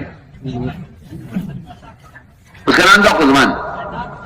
اور قزمان وہ تھا کہ جب اس کا ذکر آتا صلی اللہ علیہ وسلم کے سامنے تو آپ فرماتے تھے کہ میں نے قزمان کو جہنم میں دیکھا ہے، میں نے اس جہنم میں دیکھا ہے. صحابہ سوچتے تھے کہ ٹھیک ہے، آپ صلی اللہ علیہ وسلم فرما رہے ہیں، بات ٹھیک ہے کہ آدمی جہنمی ہوگا. جب احد کے میدان میں صحابہ کے پاؤں اکھڑ گئے اور دشمن غالب آ گیا تو اچانک یہ قزمان آیا اور اس نے انصار کی مدد کی اور اتنا زبردست حملہ کیا دشمن پر کہ 7-8 دشمن قتل کر دیے اور مسلمانوں کی بڑی مدد کی اس نے. اس طرح اس کے ذریعے سے فتح ہو گئی. اس کے ذریعے فتح ہو گئی. جب فتح ہو گئی تو صحابہ حیران تھے کہ یہ تو آدمی جہنمی تھا، اس نے تو ہماری مدد کی ہے. صحابہ فرماتے ہیں ہمارے دل میں اللہ معاف کرے یہ فتنہ پیدا ہو گیا کہ آپ صلی اللہ علیہ وسلم نے غلط کہا تھا، یہ تو آدمی بڑا محنتی آدمی ہے، بڑا ہمارا ساتھ دینے والا ہے، اس نے ہماری مدد کی ہے. اگر یہ جہنمی ہوتا تو یہ کام کیوں کرتا؟ سنیے آپ. صحابہ فرماتے ہیں ہمارے دل میں فتنہ پیدا ہو گیا کہ نعوذ باللہ اللہ کے نبی نے غلط فرما دیا تھا، یہ آدمی جہنمی ہے، یہ تو جنت والی معلوم ہوتا ہے، اس نے ہماری ایسی مدد کی ہے. چنانچہ جب فتح ہو گئی اور میدان نمٹ گیا تو یہ زخمی ہو گئے تھے بہت قزمان، انہیں اٹھا کے ان کے گھر میں پہنچایا گیا. تو صحابہ کی جماعت کو خیال آیا کہ چلو جا کر ان سے ملاقات کریں اور اس کو اس کی اس کوشش پر خوشخبری سنائیں کہ تم نے کوشش کی، تمہارے ذریعے سے اللہ نے ہمیں فتح دے دی. وہاں گئے، ملاقات کی، قزمان سے کہا قزمان تمہارے لیے خوشخبری ہو کہ اللہ نے تمہارے ذریعے ہماری مدد کی ہے. قزمان نے کہا بشارت اس کو سناؤ جس نے اللہ کے لیے کیا ہو. آپ میری قوم کے لوگ ہیں، مجھے آپ کی مدد کرنی تھی. یہ سنیے آپ میرے قوم کے لوگ ہیں، میرے حلقے کے لوگ ہیں، میری برادری کے لوگ ہیں. میں برادری کو کیسے چھوڑ دیتا؟ میں برادری کیسے چھوڑ دیتا اپنی؟ لوگ مجھے تانا دیتے کہ لوگ برادری کی مدد نہیں کر رہے. میں نے تو آپ کی حمایت اس لیے کی ہے کہ آپ میری قوم کے لوگ ہیں. اور یہ روایت اس نے یہ بات کہی اور اور کہتے ہی اس کے بدن میں جو زخم تھے اس کی تکلیف بڑھی، اور اس نے ایک نیزہ کھڑا کیا زمین پر اور اپنا سینہ نیزے پر رکھ کر زور لگایا اور نیزہ اس کے سینے سے پار ہو گیا اور اس میں وہ مر گیا۔ صحابہ دوڑے آپ کے پاس آئے گا، آپ نے سچ کہا تھا، آپ نے سچ کہا تھا، وہ آدمی جہنمی ہے۔ سوچیے کیوں کی مدد؟ اس نے کی مدد کہ میرے قوم کے لوگ ہیں۔ تو میں نے عرض کیا ہے آپ سے کہ اخلاص کے بارے میں آیا ہے اخفی من دبیب النمل، جی ہاں جانو کہ نبی مخلص سمجھ لے، لیکن ریا اور شرک اندر ایسا چھپا ہوا ہے کہ کالے پتھر پر اگر کالی چیونٹی چل رہی ہے تو اس کی آواز سنائی دے سکتی ہے، اور اس کالے پتھر پر کالی چیونٹی کو گزرتے ہوئے دیکھا جا سکتا ہے کسی کوشش سے، لیکن ریا اور شرک اس سے بھی زیادہ چھپا ہوا ہے۔ یہ روایت کے اندر اخفی من دبیب النمل کہ ریا ایسی چیز ہے کہ کالے پتھر پر کالی چونٹی کا رینگنا سنا بھی جا سکتا ہے، دیکھا بھی جا سکتا ہے، لیکن ریا اس سے بھی زیادہ چھپا رہتا ہے اندر۔ تو میں نے عرض کیا کہ اخلاص کہ آپ مدد اس لیے کر رہے ہیں، آپ مدد اس لیے کر رہے ہیں کہ آپ اگر مدد کر رہے ہیں آپ کے لیے تو آپ علاقائی سے بھی نکلیے، مدد کرنے میں قومی سے بھی نکلیے، آپ اس سب سے نکل کر مدد کیجئے۔ آپ اس لیے کیوں مدد کر رہے ہیں کہ میری قوم کے آدمی ہیں؟ تو میں نے ایک بات عرض کی ہے، تیسری بات کہ ایمان کے بغیر آدمی کی اپنی کوشش میں اخلاص بھی نہیں ہوتا ہے کہ اخلاص ہوگا ایمان کے مقدر۔ ایک صحابی نے سوال کیا آپ صلی اللہ علیہ وسلم سے، محمد ایمان یا رسول اللہ، ایمان کسے کہتے ہیں؟ اور میں کہ ایمان اخلاص کو کہتے ہیں۔ تو میں کہ ایمان اخلاص کو کہتے ہیں۔ چوتھی بات یہ ہے کہ ایمان کے بغیر اعمال پر اجر مرتب نہیں ہوتا۔ جن لوگوں کے دل میں ایمان ہوتا ہے وہ اجر کے حاصل کرنے کی کوشش میں ہر غلط چیز کا انکار کر دیتا ہے، غلط چیز کو چھوڑ دیتا ہے کہ ہمیں اجر چاہیے۔ مزدور جب مزدوری کرتا ہے تو وہ اپنی مزدوری کے دوران ایک لمحے کے لیے بھی اس اجرت کو بھولتا نہیں ہے جو اجرت مالک سے ملنی طے ہو گئی ہے، بالکل نہیں بھولتا اس کو۔ اگر مالک مجھے دینے کے وقت 1 روپیہ بھی کم کر دے تو وہ کہتا ہے یہ نہیں، بات اتنے بار ہوئی تھی۔ تو میں نے عرض کیا کہ یہ ہے ایمان کی علامتیں کہ مومن کو چاہیے کہ وہ ان 4 چیزوں کو سامنے رکھے، ایمان کے بارے میں ان 4 چیزوں کو سامنے رکھے۔ دوسری بات یہ ہے دوستوں کہ جیسا ایمان ہوگا مومن کا ویسا اس کا گمان ہوگا۔ جو میں نے قرآن کی آیت شروع میں پڑھی تھی، ایمان جیسا ایمان ہوگا ویسا گمان ہوگا، اور جیسا مومن کا گمان ہوگا اللہ رب العزت اس کے گمان کے مطابق کریں گے، چاہے 7 آسمان اور زمین ایک طرف ہو جائے، اس کے خلاف ہو جائے۔ دیکھو میری بات یاد رکھنا، ایمان کے اعتبار سے ایمان کے مطابق گمان ہوگا۔ جس کا ایمان جتنا کمزور اور جتنا ایمان بگڑا ہوا ہوگا جس کا، وہ اللہ سے اتنا بدگمان ہوگا، وہ اللہ سے اتنا ہی زیادہ بدگمان ہوگا۔ میں پہلی بات عرض کر رہا ہوں کہ ایمان کا جو کمال ہے وہ گمان کے ساتھ ہے۔ میری بات آپ یاد رکھیے گا، ساری آسمانی طاقتیں ملائکہ سمیت، ساری زمینی مادی طاقتیں تمام ایٹمیات سمیت، اگر یہ سب کی سب ایک طرف ہو جائیں، اللہ کی قسم مومن کا گمان اس سے زیادہ بڑی طاقت ہے۔ مومن کا گمان اس سے بڑی طاقت ہے، میں عرض کروں گا اس کو۔ مومن کا گمان اس سے بڑی طاقت ہے۔ اگر कोई बैठा है कुछ ساری آسمانی طاقتیں ملائکہ کی اور ساری زمینی طاقتیں مادی قوتیں، ان سب کو ایک وقت میں جمع کر دیا جائے، اس کے مقابلے میں ایک مومن کا اللہ کے ساتھ گمان وہ اس سب سے زیادہ طاقت رکھتا ہے. کیوں؟ اس لیے کہ اللہ کا جتنا غیر ہے، تمام مقرر فرشتوں سے لے کر تمام فرشتوں کے لشکروں تک اور تمام دنیا کی مادی طاقتوں تک، یہ اللہ کے مقابلے میں سب صفر ہیں. کیونکہ کسی کے ساتھ جبرائیل ہو جائیں، کسی کے ساتھ میکائیل ہو جائیں، کسی کے ساتھ اسرافیل ہو جائیں، کسی کے ساتھ اسرائیل ہو جائیں، کسی کے ساتھ سارے فرشتے ہو جائیں، لیکن آپ یہ بات یاد رکھنا کہ اللہ اگر کسی کے ساتھ ہے تو پھر وہ شخص ان تمام طاقتوں سے مستغنی ہے.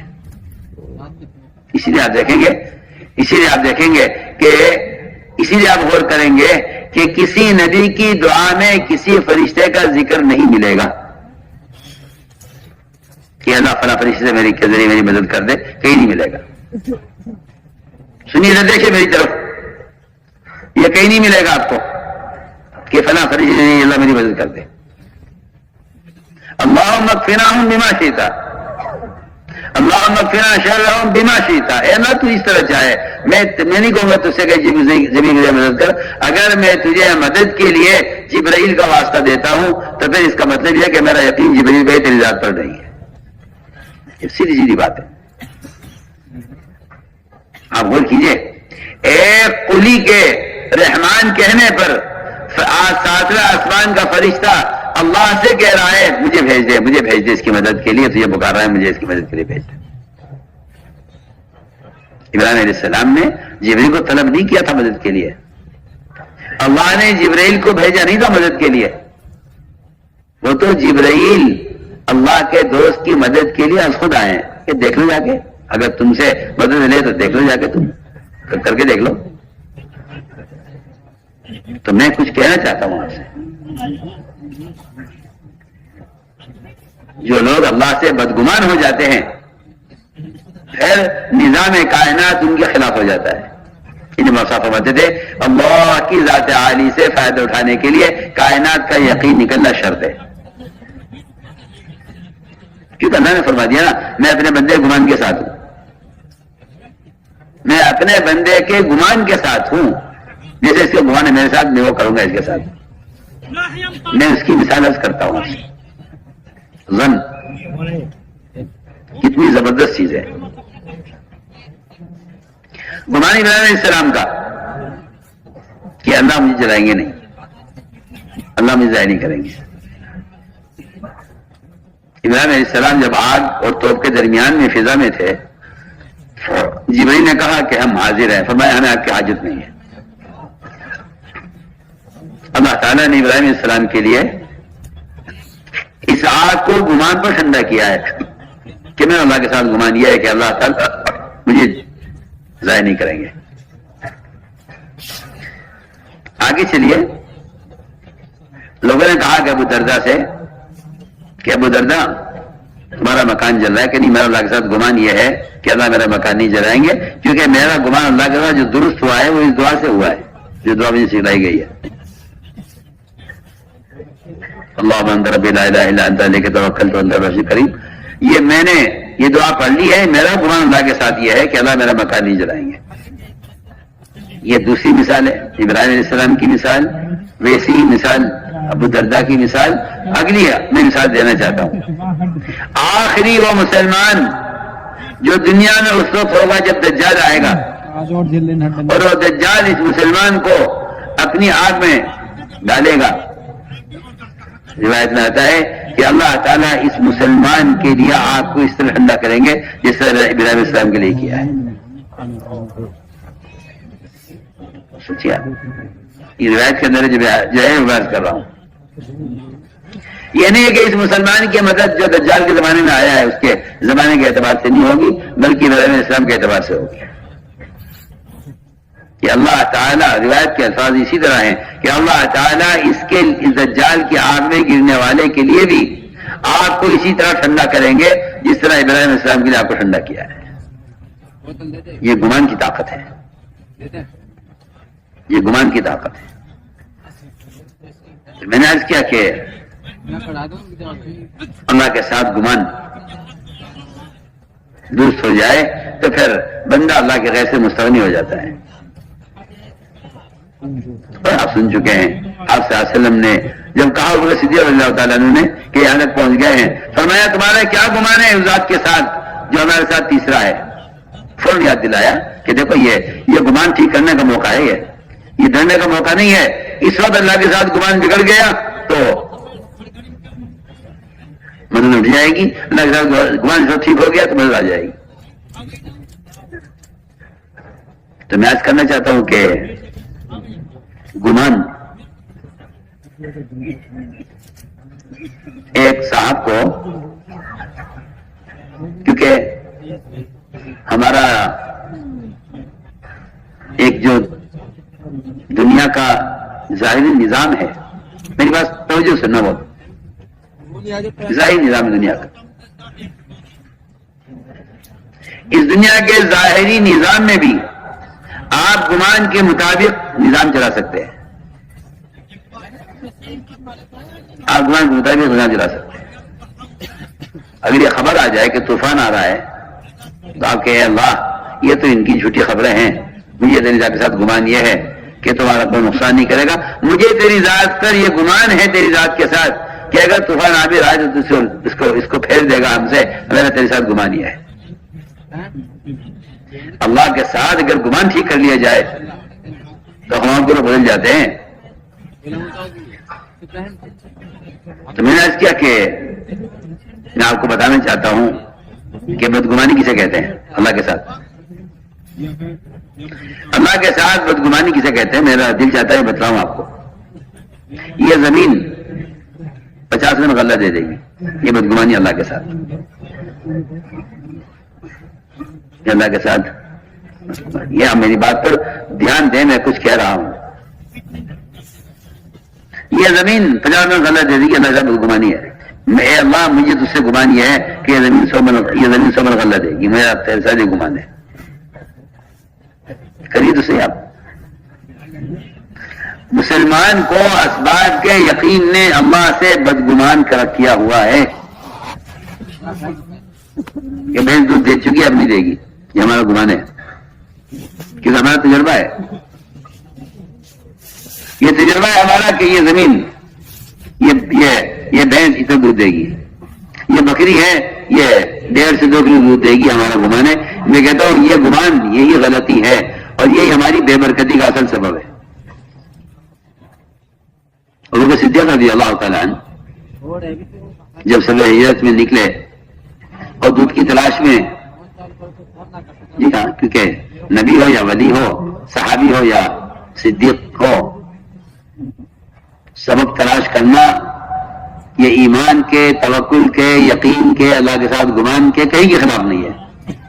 یہ تو زمانے میں کچھ جاہل قسم کے لوگ پیدا ہو گئے ہیں جن کا خیال یہ ہے کہ جن کا ایمان بن جاتا ہے پھر تو وہ تو اسباب سے فارغ ہو جاتے ہیں, اور جن کا ایمان بن جاتا ہے پھر تو وہ اسباب ترک کر دیتے ہیں. میں کہتا ہوں اس سے بڑا جاہل, اس سے بڑا بیوقوف دنیا میں کوئی نہیں ہوگا. اگر کوئی شخص یہ دعویٰ کرتا ہے کہ ایمان جسے کہتے ہیں کہ آپ اسباب چھوڑ کے توکل کیجئے, تو یہ اتنا بڑا جاہل ہے کہ یہ اپنے ایمان کو نبی سے اور ابو بکر صدیق سے آگے لے جانا چاہتا ہے. اتنا بڑا جاہل ہے. یہ جہالت مسلمانوں میں پھیلائی گئی ہے, اور یہ میں کہتا ہوں کہ ایک فتنہ ہے کہ اسباب چھوڑ کر دیکھو اللہ پالتے نہیں پالتے. تم اللہ کو آزمانا, اللہ کو آزمانا حرام ہے. آپ سمندر میں چھلانگ لگائے میرا ایمان بن گیا ہے, اگر میں کہتا ہوں نہ مجھے ڈبوئیں گے نہیں, اگر تم سمندر میں چھلانگ لگاتے ہو تم حرام بہت مر رہے ہو اور تمہاری سزا جہنم ہوگی کیونکہ تم نے خودکشی کی ہے. آپ سنیے میں کیا کہہ رہا ہوں.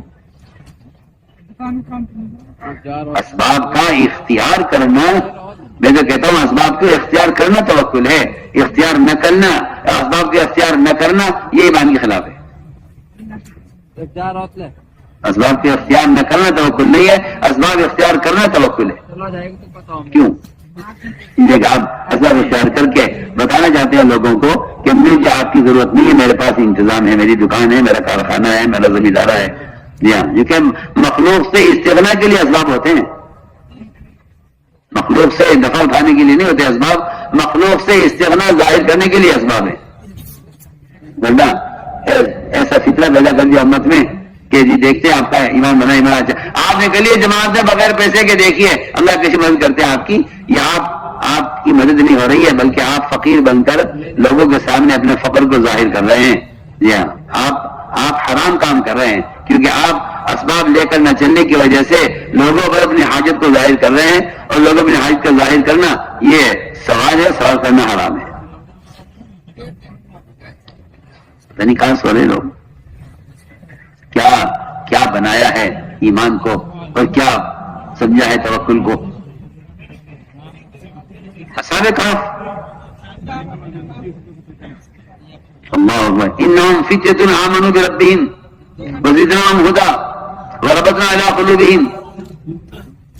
کیا اعزاز ہے ان کے، اللہ اکبر.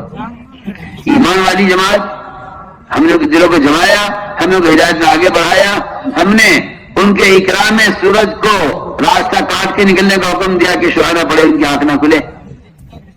اتنا اعزاز اللہ کی طرف سے ہو رہا ہے، اور ہم نے ان کی حفاظت کے لیے ایک کتا ان کے جو ہے غار کے دروازے پر بٹھا دیا ہے، اور رعب سے ایسی مدد کی ہے کہ اگر تم وہاں پہنچ جائے تو پیٹ پھیر کے بھاگے ڈر کی وجہ سے ان سے. اس سب کے باوجود اپنے ساتھ خرچ دے کر نکلے، اپنے آدمیوں کو پیسے دے کر بھیجا، کہا جاؤ بازار جاؤ اور کھانا خرید کر لاؤ، حلال روزی حلال کھانا تلاش کرو کہیں سے. کیا ضرورت ہے اس کی؟ جب آپ اللہ آپ کی مدد کر رہے ہیں تو آپ بیٹھے رہیے، آسمان سے کھانا اترے گا آپ کے لیے. سوچیے آپ، یہ جہالت ہے یہ، اور لوگوں نے اس جہالت کا نام ایمان رکھا ہے کہ بھئی ایسا ایمان بن جائے. جو لوگ صحابہ کے غیبی مذکر واقعہ سنتے رہے کہتے ہیں ان کا ایمان تھا ایسا، اس لیے ان کے ساتھ ایسا ہو گیا. میں کہتا ہوں غلط خیال ہے. صحابہ نے کے ساتھ جو اللہ نے اکرام کیا ہے ظاہر کے خلاف، وہ ان کے اطاعت پر کیا ہے کہ انہوں نے ظاہر کے خلاف حکم پورا کیا، اللہ نے ظاہر کے خلاف وعدہ پورا کیا. لیکن یہ کہنا کہ میں آپ تو سو میں لگے ہوئے ہیں، آپ کے یقین سو پر ہے، یہ تو یعنی بے وقوفی کی بات ہے. یہ اس لیے میں نے عرض کیا کہ ابو بکر صدیق رضی اللہ تعالیٰ عنہ آپ کو بٹھا کر لٹا کر ایک جگہ ایک چٹان کی کے سائے میں آپ چلے دودھ کی تلاش میں. ایک مشرکہ عورت اپنا ریوڑ لے کر جاتی ہوئی ملی، پوچھا اس سے کہ جب دودھ چاہیے تیرے ریوڑ سے. اس عورت نے کہا ہمارے پورے ریوڑ میں کوئی بکری دودھ دینے کے قابل نہیں ہے، کوئی بکری دودھ کے قابل نہیں. ابھی تک دودھ دینے والی کوئی بکری میرے ریوڑ میں تیاری نہیں ہے، گابن کوئی بھی نہیں ہے، سب بچیاں ہیں چھوٹی. ان کے تھن اتنے چھوٹے ہوتے ہیں ایک پوڑے کے برابر کہ ہاتھ بھی نہیں آ سکتے. میں آپ سے کہہ رہا ہوں، آپ جانتے ہیں. فرمایا کہ نہیں، دودھ تو اللہ دیں گے، تم برتن لاؤ اور اتنا بڑا برتن لاؤ جو تمہارے گھر میں سب سے بڑا برتن ہو. کیوں؟ جو آپ کا تجربہ یہ ہے کہ دودھ بکری دودھ 1.5 کلو 2 کلو دیتی ہے، تو آپ بڑا برتن کیوں منگوا رہے ہیں؟ میں تو آپ کو سنانا چاہتا ہوں کہ گمان کیا چیز ہے. آج کل کے مسلمانوں کا یہ مزاج اور عادت بن گئی ہے کہ ایک بات ختم کرتے کہ میں تو صحابی سے، میں تو صحابی نہیں ہوں. جی ہاں، عجیب بات، عجیب بے وقوفی کی بات کرتے ہیں لوگ.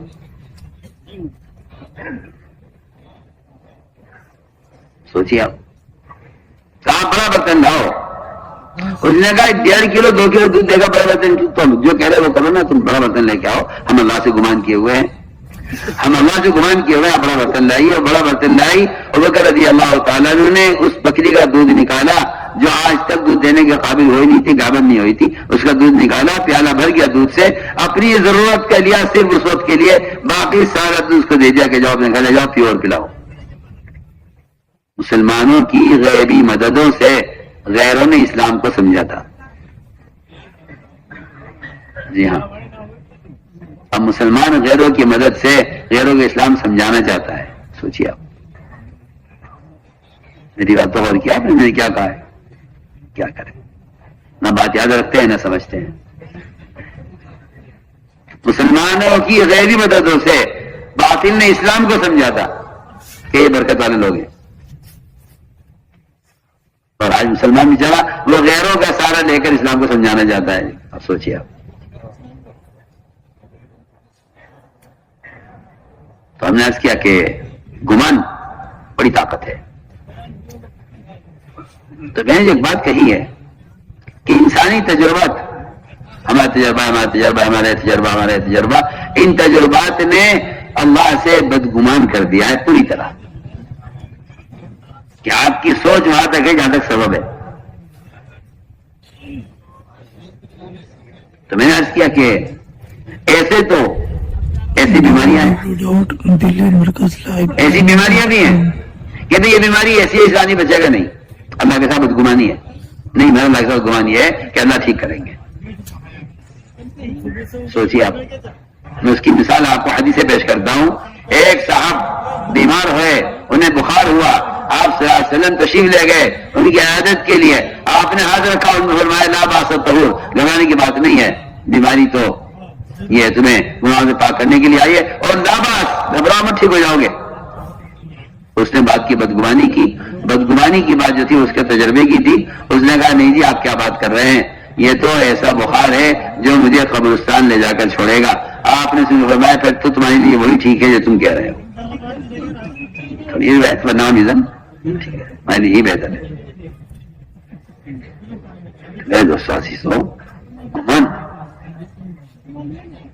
فرمایا کہ اگر گمان خالق کے ساتھ ٹھیک ہو جائے تو پھر دنیا میں بڑی بڑی خیریں آتی ہیں، اور اگر مومن کا گمان خالق کے ساتھ بگڑ جائے تو پھر دنیا میں شر و فتنے پیدا ہوتے ہیں. جس طرح خالق کے ساتھ اچھا گمان یہ خیریں لاتا ہے، ایسے ہی میں کہنا چاہتا ہوں کہ اللہ کی مخلوق کے بارے میں اچھا گمان کرنا یہ بھی بڑی خیریں لاتا ہے. سننا میری بات توجہ سے. فلا حکم دیا ہے ظلم خیرہ کہ مومن کے بارے میں ہمیشہ اچھا گمان کرو. کہ مومن ایسا نہیں کر سکتا، مومن ایسا نہیں کر سکتا، مومن ایسا نہیں کر سکتا، یہ میرا گمان ہے. سنیے آپ، گمان مومن کا مومن کے بارے میں، مومن کے بارے میں گمان اس درجے کا ہے کہ اگر مومن کو اپنے آنکھوں سے کوئی غلط کام کرتے ہوئے دیکھ لے تو یہ کہہ رہا کہ نہیں میری آنکھ نے غلط دیکھا، مومن ایسا نہیں کر سکتا. یہاں تک گمان مومن کے ساتھ اچھا گمان کرنے کا حکم یہاں تک ہے کہ اگر مومن کو اپنی آنکھ سے گناہ کرتے ہوئے دیکھ لے. سنیے آپ،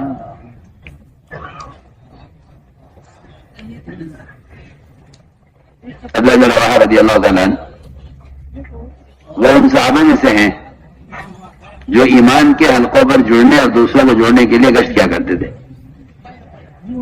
آج کل تو لوگ یہ سمجھتے ہیں کہ یہ گشت کی جو بدعت شروع کی ہے یا ایک نیا کام شروع کیا ہے یا تبلیغ جماعت نے شروع کیا ہے،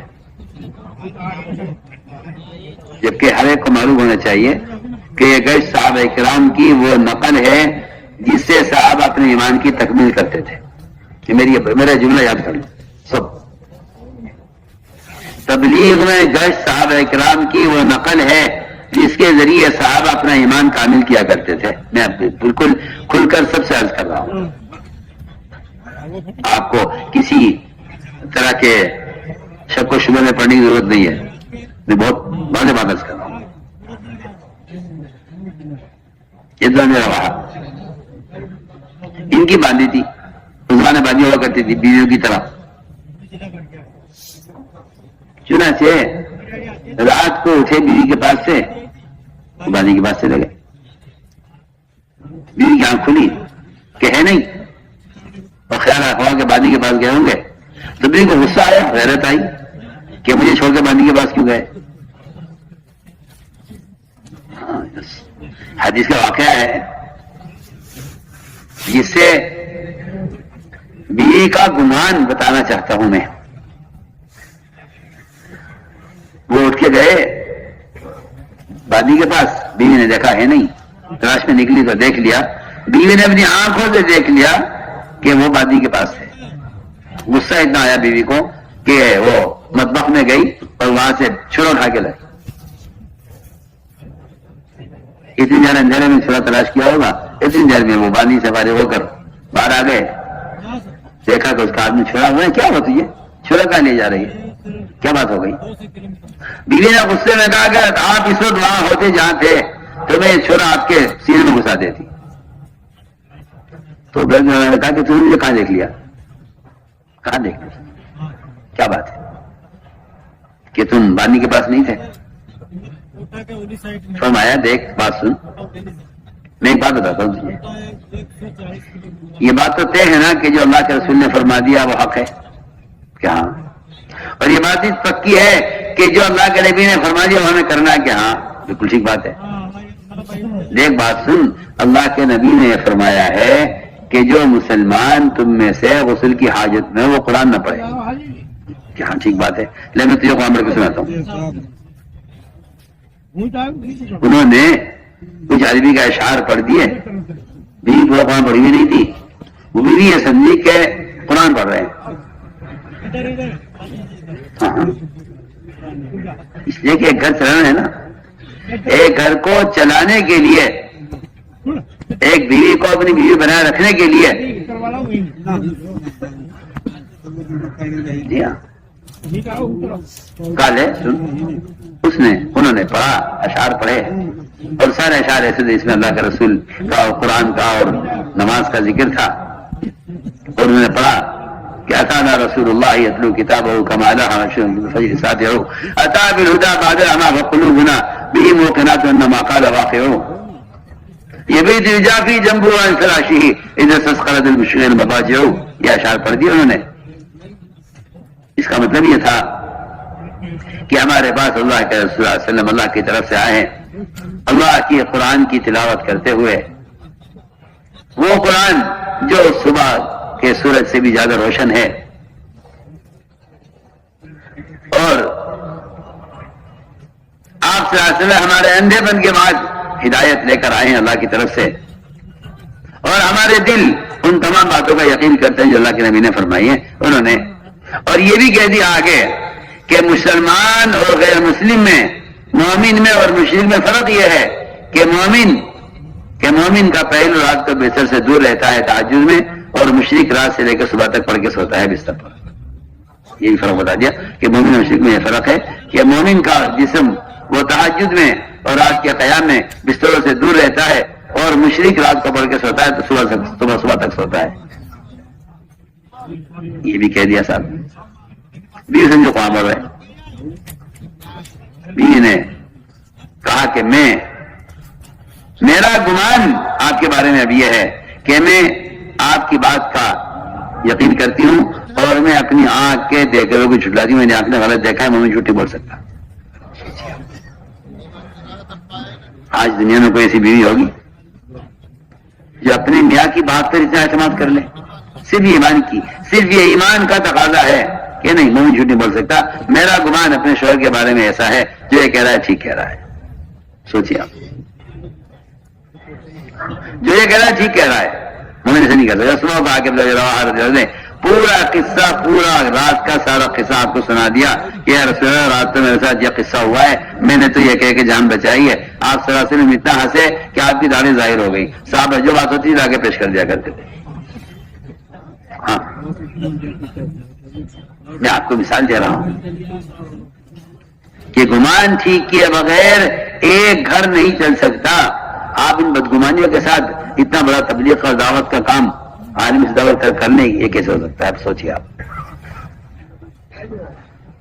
بدگمانی بد زبانی. میں ابھی وہاں تھا عمرے پر مدینہ منورہ میں، اچانک معلوم ہوا کہ مصطفی عثمانی صاحب تشریف فرما ہے. میں گیا ملاقات کے لیے تو فرمایا کہ بس مجمع سے یہ کہو اپنے کہ بدگمانی بد زبانی ان دو چیزوں سے بعد آ جائے، یہ نہ کرے. اور مجھے ایسی اچھی لگی کی بات کہ دو لفظوں میں حضرت نے یعنی اتنا بڑا اصول بتا دیا. بد زبانی بدگمانی. اس بدگمانی کی وجہ سے صلاحیتیں ضائع ہوتی ہیں، فسادات پیدا ہوتے ہیں. میں عرض کر چکا ہوں نا کہ اگر بدگمانی اللہ کے ساتھ ہو جائے تو پھر آدمی نقصان میں اور خسارے میں پڑ جاتا ہے، اور اگر اللہ کے ساتھ گمان ٹھیک ہو جائے تو اللہ تعالیٰ آگ سے بچا لیتے ہیں. ایسے ہی مسئلہ مومن کے ساتھ ہے. اگر مومن کے ساتھ بدگمانی ہو جائے تو اس سے بڑے بڑے نقصانات ہوتے ہیں، اور اگر مومن کے ساتھ گمان آدمی کا اچھا ہو جائے تو پھر اللہ تعالیٰ اس کے ذریعے بڑی بڑی خیر لاتے ہیں. گمان ایک طاقت ہے. گمان ایک طاقت ہے، ایسی طاقت ہے کہ آپ کا کسی مومن کے بارے میں اچھا گمان کرنا وہ اس کی خرابیوں کو خوبیوں میں تبدیل کر دے گا.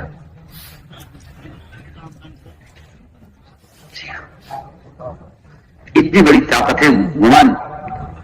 ایک آدمی کے اندر عیوب ہیں، خرابیاں ہیں، لیکن آپ کا گمان اس کے بارے میں کہ نہیں، یہ ایسا نہیں کر سکتا، یہ ایسا نہیں ہو سکتا، لیکن آپ کا یہ گمان اس آدمی کی خرابیوں کو خوبیوں میں اور اس کے عیوب کو اچھے خصائل میں تبدیل کر دے گا. قصہ کیا پیش آیا؟ سننا دھیان سے. سعید ابن عامر ابن حزیم جمحی، یہ ملک شام پر گورنر تھے. عمر کے زمانے میں ملک شام کے گورنر. اور آپ جانتے ہیں گورنر کی حیثیت کیا ہوتی ہے؟ وزیر اعظم کے برابر گورنر. تو ملک شام کے لوگوں نے اپنے امیر صاحب کی شکایتیں التمس کی.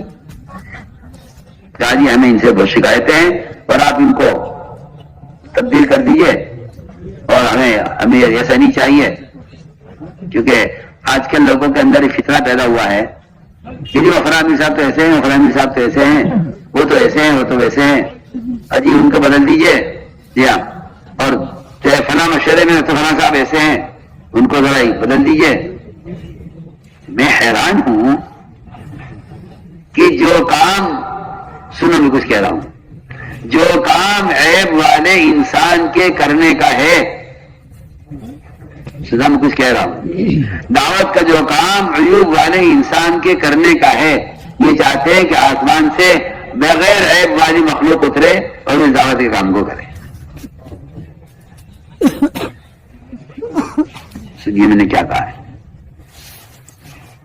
یہ فسادی مزاج ہے. یہ لوگوں میں عیب دیکھنا اور عیب دیکھ کر ان کو جو ہے ناکارہ بنانے کی کوشش کرنا، یہ ایک فسادی مزاج ہے.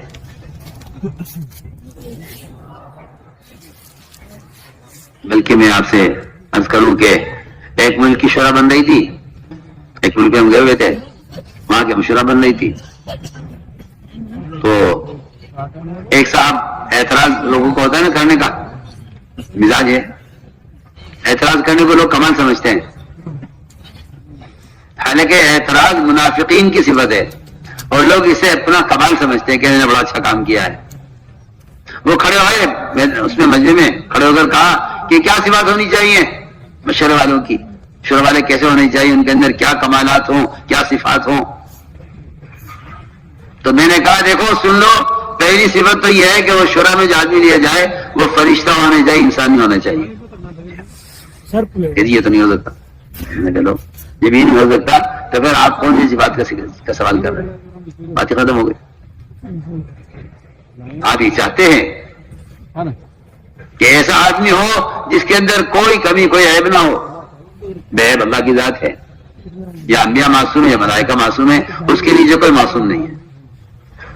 فرمایا حدیث میں کلکم خطاؤن، تم سارے کے سارے خطا کار ہو، کوئی نہیں کہہ سکتے جی میری خطا نہیں ہے. میں حیران ہوں کہ آپ یہ سوچتے ہیں کہ بھئی امیر ذمہ دار تو ایسا ہونا چاہیے، ایسا ہونا چاہیے، ایسا ہونا چاہیے. جی فرمایا کہ لوگوں میں تو عیب ہوں گے. چنانچہ میں عرض کر رہا تھا کہ انہوں نے اپنے امیر کی شکایت التمس سے کی کہ جی ہمارا امیر ایسا ہے. ہمیں 4 شکایتیں ہیں اپنے امیر سے. فرمایا ہر شکایت بہت بڑی ہے، جس شکایت کو سنتے تو فرمایا دوسری بڑی ہے، دوسری بڑی ہے، دوسری بڑی ہے۔ اس نے کہا کہ جی یہ شکایت تو یہ ہے ہمیں ان سے کہ یہ رات کو دروازہ بند کرتے ہیں، صبح تک اگر کوئی مسئلہ پیش آ جائے درمیان رات میں تو یہ کسی کی سنتے نہیں ہیں۔ دوسری ہماری شکایت ان سے یہ ہے کہ یہ مہینے میں ایک دن غائب رہتے ہیں، چھٹی کرتے ہیں۔ تیسری شکایت ہمیں ان سے یہ ہے کہ یہ اچانک کسی دن بے ہوش ہو جاتے ہیں، ایسے بے ہوش کہ ابھی یقین کہ مر چکے ہیں۔ لہذا ہمیں ایسا بیمار امیر نہیں چاہیے، ہمیں تو آپ کوئی دوسرا امیر دیجیے۔ اور چوتھی بات یہ ہے کہ یہ صبح کو دیر سے آتے ہیں کام پر، آدھا دن ہو جاتا ہے، دن چڑھ جاتا ہے، تبھی آتے ہیں گھر سے۔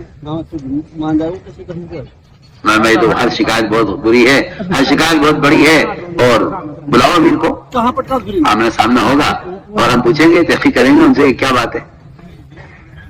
چنانچہ وہ علاقے والے بھی آ گئے، سعید بن عامر بھی آ گئے، جب یہ شکایت وہ کر کے چلے گئے ملک شام والے، تو عمر رضی اللہ تعالیٰ عنہ اللہ کے متوجہ ہوئے، اللہ سے دعا کی، اے اللہ یہ شخص میں نے چھانٹ کر دیکھ کر اس کو امیر بنایا تھا ملک شام پر، اے اللہ میرا گمان تو اس کے بارے میں اچھا ہے، تو میرے گمان کے مطابق کر دے۔ ادھر وہ شکایتیں کر رہے، عمر یہ بھی کہہ رہے عمر رضی اللہ عنہ ہر شکایت بہت بڑی ہے اور یہ سارے عیوب اس کے اندر بہت غلط ہیں، اور ادھر اللہ سے دعا یہ کرے کہ اے اللہ میرا گمان تو اس مومن کے بارے میں اچھا گمان ہے، تو میرے گمان کے مطابق کر دے۔ چنانچہ روایت میں ہے کہ جب وہ آئے اور آمنے سامنے ہوا، حضرت نے پوچھا جو ہے سعید بن عامر سے، سعید کیا بات ہے، تم آدھے دن گزار دیتے ہو، صبح کو دیر سے آتے ہو گھر سے، کیا وجہ ہے اس کی؟ قانونین سنیے، میں مدینہ سے گیا ہوں، آپ نے مجھے وہاں بنا کر بھیجا ہے، میں نے آپ سے کوئی خادم نہیں لیا، آپ نے مجھے کوئی خادم نہیں دیا، وہاں میرا کوئی خادم نہیں رہا، میرے ذمے شریعت نے اپنی بیوی کا نفقہ اور کھلانا میرے ذمے کیا ہے۔ میں صبح اٹھتا ہوں، آٹا پیستا ہوں، دانے پیستا ہوں، اس کا آٹا گوندتا ہوں، پھر آٹا گوند کے اس کا آٹا گوند کے اس کا خمیر بننے کا انتظار کرتا ہوں، جب آٹا تیار ہو جاتا ہے روٹی بناتا ہوں اپنی بیوی کی، اور اس کو کھانا دے کر خود کھانا کھا کر تب باہر آتا ہوں، اس میں دیر ہو جاتی ہے۔ بتائیے یہ آپ کی بیوی، یہ تو آپ کی خادمہ بنی ہوئی ہے، شریعت یہ کہتی ہے کہ نہیں کھلانا پکانا آپ کے ذمہ ہے، اس کے ذمہ نہیں ہے۔ سوچیے آپ اس میں دیر ہو جاتی ہوں، کیونکہ اللہ نے میرے ذمہ کیا ہے، میری بیوی کا کھانا میرے ذمہ ہے، میں صبح آٹا پیستا ہوں، گوندتا ہوں، اس کا خمیرے کا انتظار کرتا ہوں، جب کھانا تیار ہو جاتا ہے اسے کھلاتا ہوں، خود کھاتا ہوں، گھر باہر آتا ہوں، اس میں دیر ہو جاتی ہے۔ اے اللہ تیرا شکر ہے تو نے اس کی ایک شکایت کو اتنی بڑی خوبی میں منتقل کر دیا۔ لیکن سعید یہ تو بتاؤ کہ یہ تم اچانک بے ہوش ہو جاتے ہو، یہ تمہیں مرغی کا دورہ پڑتا ہے، یہ کیا بیماری ہے؟ اس لیے ہم چاہتے ہیں کہ یہ لوگ چاہتے نہیں تمہیں، یہ کیا وجہ ہے؟ فرمایا گیا کہ مومنین، میں زمانہ جاہلیت میں تھا جب میں اسلام نہیں لایا تھا، اور میں ایک صحابی کے قتل میں کفار کے ساتھ اس کے قتل میں شریک تھا۔ جب مجھے خیال آتا ہے کہ اللہ مجھ سے تعالیٰ پوچھیں گے کہ تم نے صحابی کے قتل میں کیوں ہاتھ بٹایا، میں اس سوچ کر بے ہوش ہو جاتا ہوں۔ www.delhimarkazlivebeyan.com یہ میری ایک کمزوری ہے۔ اللہ تعالیٰ شکر ہے کہ تو نے عمر کے گمان کے مطابق ان تمام خرابیوں کو خوبی میں تبدیل کر دیا۔ مگر سعید یہ تو بتاؤ، اللہ نے فرمایا سعید یہ تو بتاؤ کہ تم رات کو دروازہ بند کر لیتے ہو، صبح تک کھولتے نہیں ہو، بہت سے مسائل پیش آتے ہیں، کیا کہا میں نے ان سے کہا ہوا ہے کہ دن میرا مخلوق کے لیے، رات میری خالق کے لیے ہے، عشاء کے بعد میں عبادت میں لگ جاتا ہوں، صبح تک میں نماز پڑھتا ہوں، اس لیے میں ان سے ملتا نہیں۔ لیکن سعید یہ تو بتاؤ کہ تم مہینے میں ایک دن غائب رہتے ہو، مومنین آپ نے مجھے بھیجا تھا مدینہ منورہ سے میرے پاس صرف ایک کرتا تھا، میں وہی ایک کرتا لے کر یہاں سے گیا تھا، آج تک میرے پاس وہی ایک کرتا ہے، میں نے کوئی کپڑا نہیں بنایا، میں اس کرتے کو مہینے میں ایک مرتبہ دھوتا ہوں، وہ اونی کپڑا موٹا کپڑا ہے، وہ سوکھتا نہیں ہے، سوکھ جاتا ہے تو اتنا سخت ہو جاتا ہے، کھردرا ہو جاتا ہے، میں اس کو رگڑ کے نرم کرتا ہوں، اس لیے مجھے ایک دن کی چھٹی چاہیے ہوتی ہے صرف اپنے کپڑے تیار کرنے کے لیے، اس لیے میں ایک دن چھٹی کرتا ہوں۔ یہ میں تو آپ کو گمان کی بات بتا رہا تھا، یہ واقعہ تو میں نے اسے سنا تھا کہ آپ سمجھے تو صحیح۔ اب تو حالت یہ ہے ہر مسلمان کی نظر دوسرے مسلمان پر صرف اس کے عیوب پر نظر ہے، خوبیوں پر نظر نہیں ہے۔ ہمارے ایسا فرماتے تھے کہ لوگوں کی خوبیاں دیکھا کرو، خرابی مت دیکھا کرو۔ ہمارا کام اختلاط اس لیے آپس میں، ملنا اس لیے آپس کا کہ ایک دوسرے کی خوبیوں کا لین دین۔ مجھے ایسا لگتا ہے کہ ہمارا اجتماع، ہمارا جمع ہونا ایک دوسرے سے خوبیوں کا لین دین ہے، اس میں کیا خوبی ہے، اس میں کیا خوبی ہے، اس میں کیا خوبی ہے، اس میں کیا خوبی ہے۔ تو میں نے عرض کیا کہ گمان اگر مخلوق کا اچھا ہو جائے تو اس کے یہ فائدے ہیں، اور اگر گمان بگڑ جائے مخلوق کے ساتھ تو اس کے نقصانات بھی بہت ہیں، اس کے نقصانات بھی بہت ہیں۔ ایسے واقعات روایت کے اندر ملتے ہیں کہ جہاں بدگمانی ہو گئی، وہاں بدگمانی ہو گئی، وہاں نقصان ہو جائے گا۔ حضور اکرم صلی اللہ علیہ وسلم اپنے خیمے سے رات کو نکلے، اعتکاف میں تھے، حضرت صفیہ رضی اللہ تعالی عنہا آپ ان کو مسجد کے دروازے تک پہنچانے کے لیے خیمے سے نکل کر باہر تک آئے۔ ظاہر بات ہے کہ رات کو کوئی عورت آپ کے ساتھ اچانک دو صحابی گزرے کی نظر پڑ گئی کہ آپ صلی اللہ علیہ وسلم کسی عورت کے ساتھ مسجد کے دروازے تک آپ آ رہے ہیں، تو قبل اس کے کہ ان صحابہ کے دل میں شیطان آپ صلی اللہ علیہ وسلم کے بارے میں بدگمانی پیدا کرتا، آپ نے سب سے پہلے فرمایا کہ اے فلانے دیکھو دیکھو یہ میری بیوی ہے صفیہ۔ یا سنا ہم آپ کے بارے میں بدگمانی کریں گے؟ فرمایا نہیں، دیکھو شیطان وہ انسان کے خون کے ساتھ دوڑتا ہے، شیطان انسان کے خون کے ساتھ دوڑتا ہے، قبل اس کے کہ شیطان تمہارے لیے بدگمانی پیدا کر کے تمہارے اعمال برباد کر دیتا، میں نے پہلے کہہ دیا کہ میرے ساتھ صفیہ میری بیوی ہے۔ اس لیے کہتے ہیں کہ مسلمان کو اس روایت سے بات معلوم ہوتی ہے، وہ نبی جو گناہ سے معصوم ہیں، وہ اپنے ایک صحابی کو بدگمانی سے بچانے کے لیے آپ پہلی فرما رہے ہیں جو نبی معصوم ہیں۔ سوچیے آپ کہ مسلمان تو عیوب سے معصوم نہیں ہے، جو نبی معصوم ہے عیوب سے اور گناہوں سے، وہ جب اس کا اہتمام کر رہے ہیں تو مسلمان کو چاہیے کہ وہ اپنے آپ کو تہمت کی جگہوں سے بچائے۔ جی ہاں، تاکہ کسی کو بدگمانی کا موقع نہ ملے، کہ اپنے آپ کو تہمت کی جگہ سے بچاؤ تاکہ کسی کو بدگمانی کا موقع نہ ملے۔ تو میرے دوستو عزیزو، یہ ہے کہ اگر واقعی ایمان ایسا ہو جائے کہ اس ایمان کے ذریعے اللہ کے ساتھ ہمارا گمان ٹھیک ہو جائے،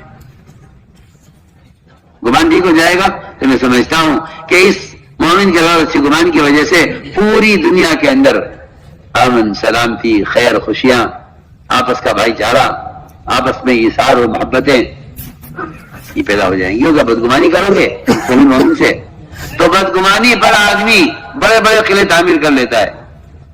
اس لیے قرآن نے کیا کہا، اے ایمان والو بدگمانی سے بچو، اور آگے فرمایا کہ پہلے بدگمانی ہوگی، اس بدگمانی کے نتیجے میں تجسس ہوگا، تجسس ہوگا تو پھر عیب نظر آئے گا، اور جب عیب نظر آئے گا تو غیبتیں ہوں گی۔ قرآن نے یہ ترتیب بنائی ہے، ان بعض اسم ولا تجسسوا ولا یغتب بعضکم بعضا، پہلے تجسس، پھر تحقیق، پھر غیبت، پہلے بدگمانی، پھر تجسس، پھر غیبت۔ اس لیے فرمایا کہ تجسس مت کرو۔ قرآن اس کا انکار کر رہا ہے بہت سختی سے کہ مومن کو چاہیے کہ مومن کا عیب تلاش نہ کرے، اور اگر عیب نظر آ جائے مسلمان کا تو اس کے عیب کو خوبی بنانے کی تعویل کرے کہ نہیں وہ ایسا نہیں کر رہے ہوں گے، وہ تو ایسا کر رہے ہوں گے. ہاں وہ ایسا نہیں کر سکتے، مومن ایسا نہیں کر سکتا. فرمایا کہ مومن کی غلطی کی اچھی تعویل کرو اور مومن کے ساتھ اچھا گمان رکھو. یہ مومن ایسا نہیں کر سکتا. تو آپ کا اچھا گمان وہ مومن کی اصلاح کر دے گا اور آپ کی بدگمانی یہ دنیا میں فساد پیدا کرے گی. حدیث میں آتا ہے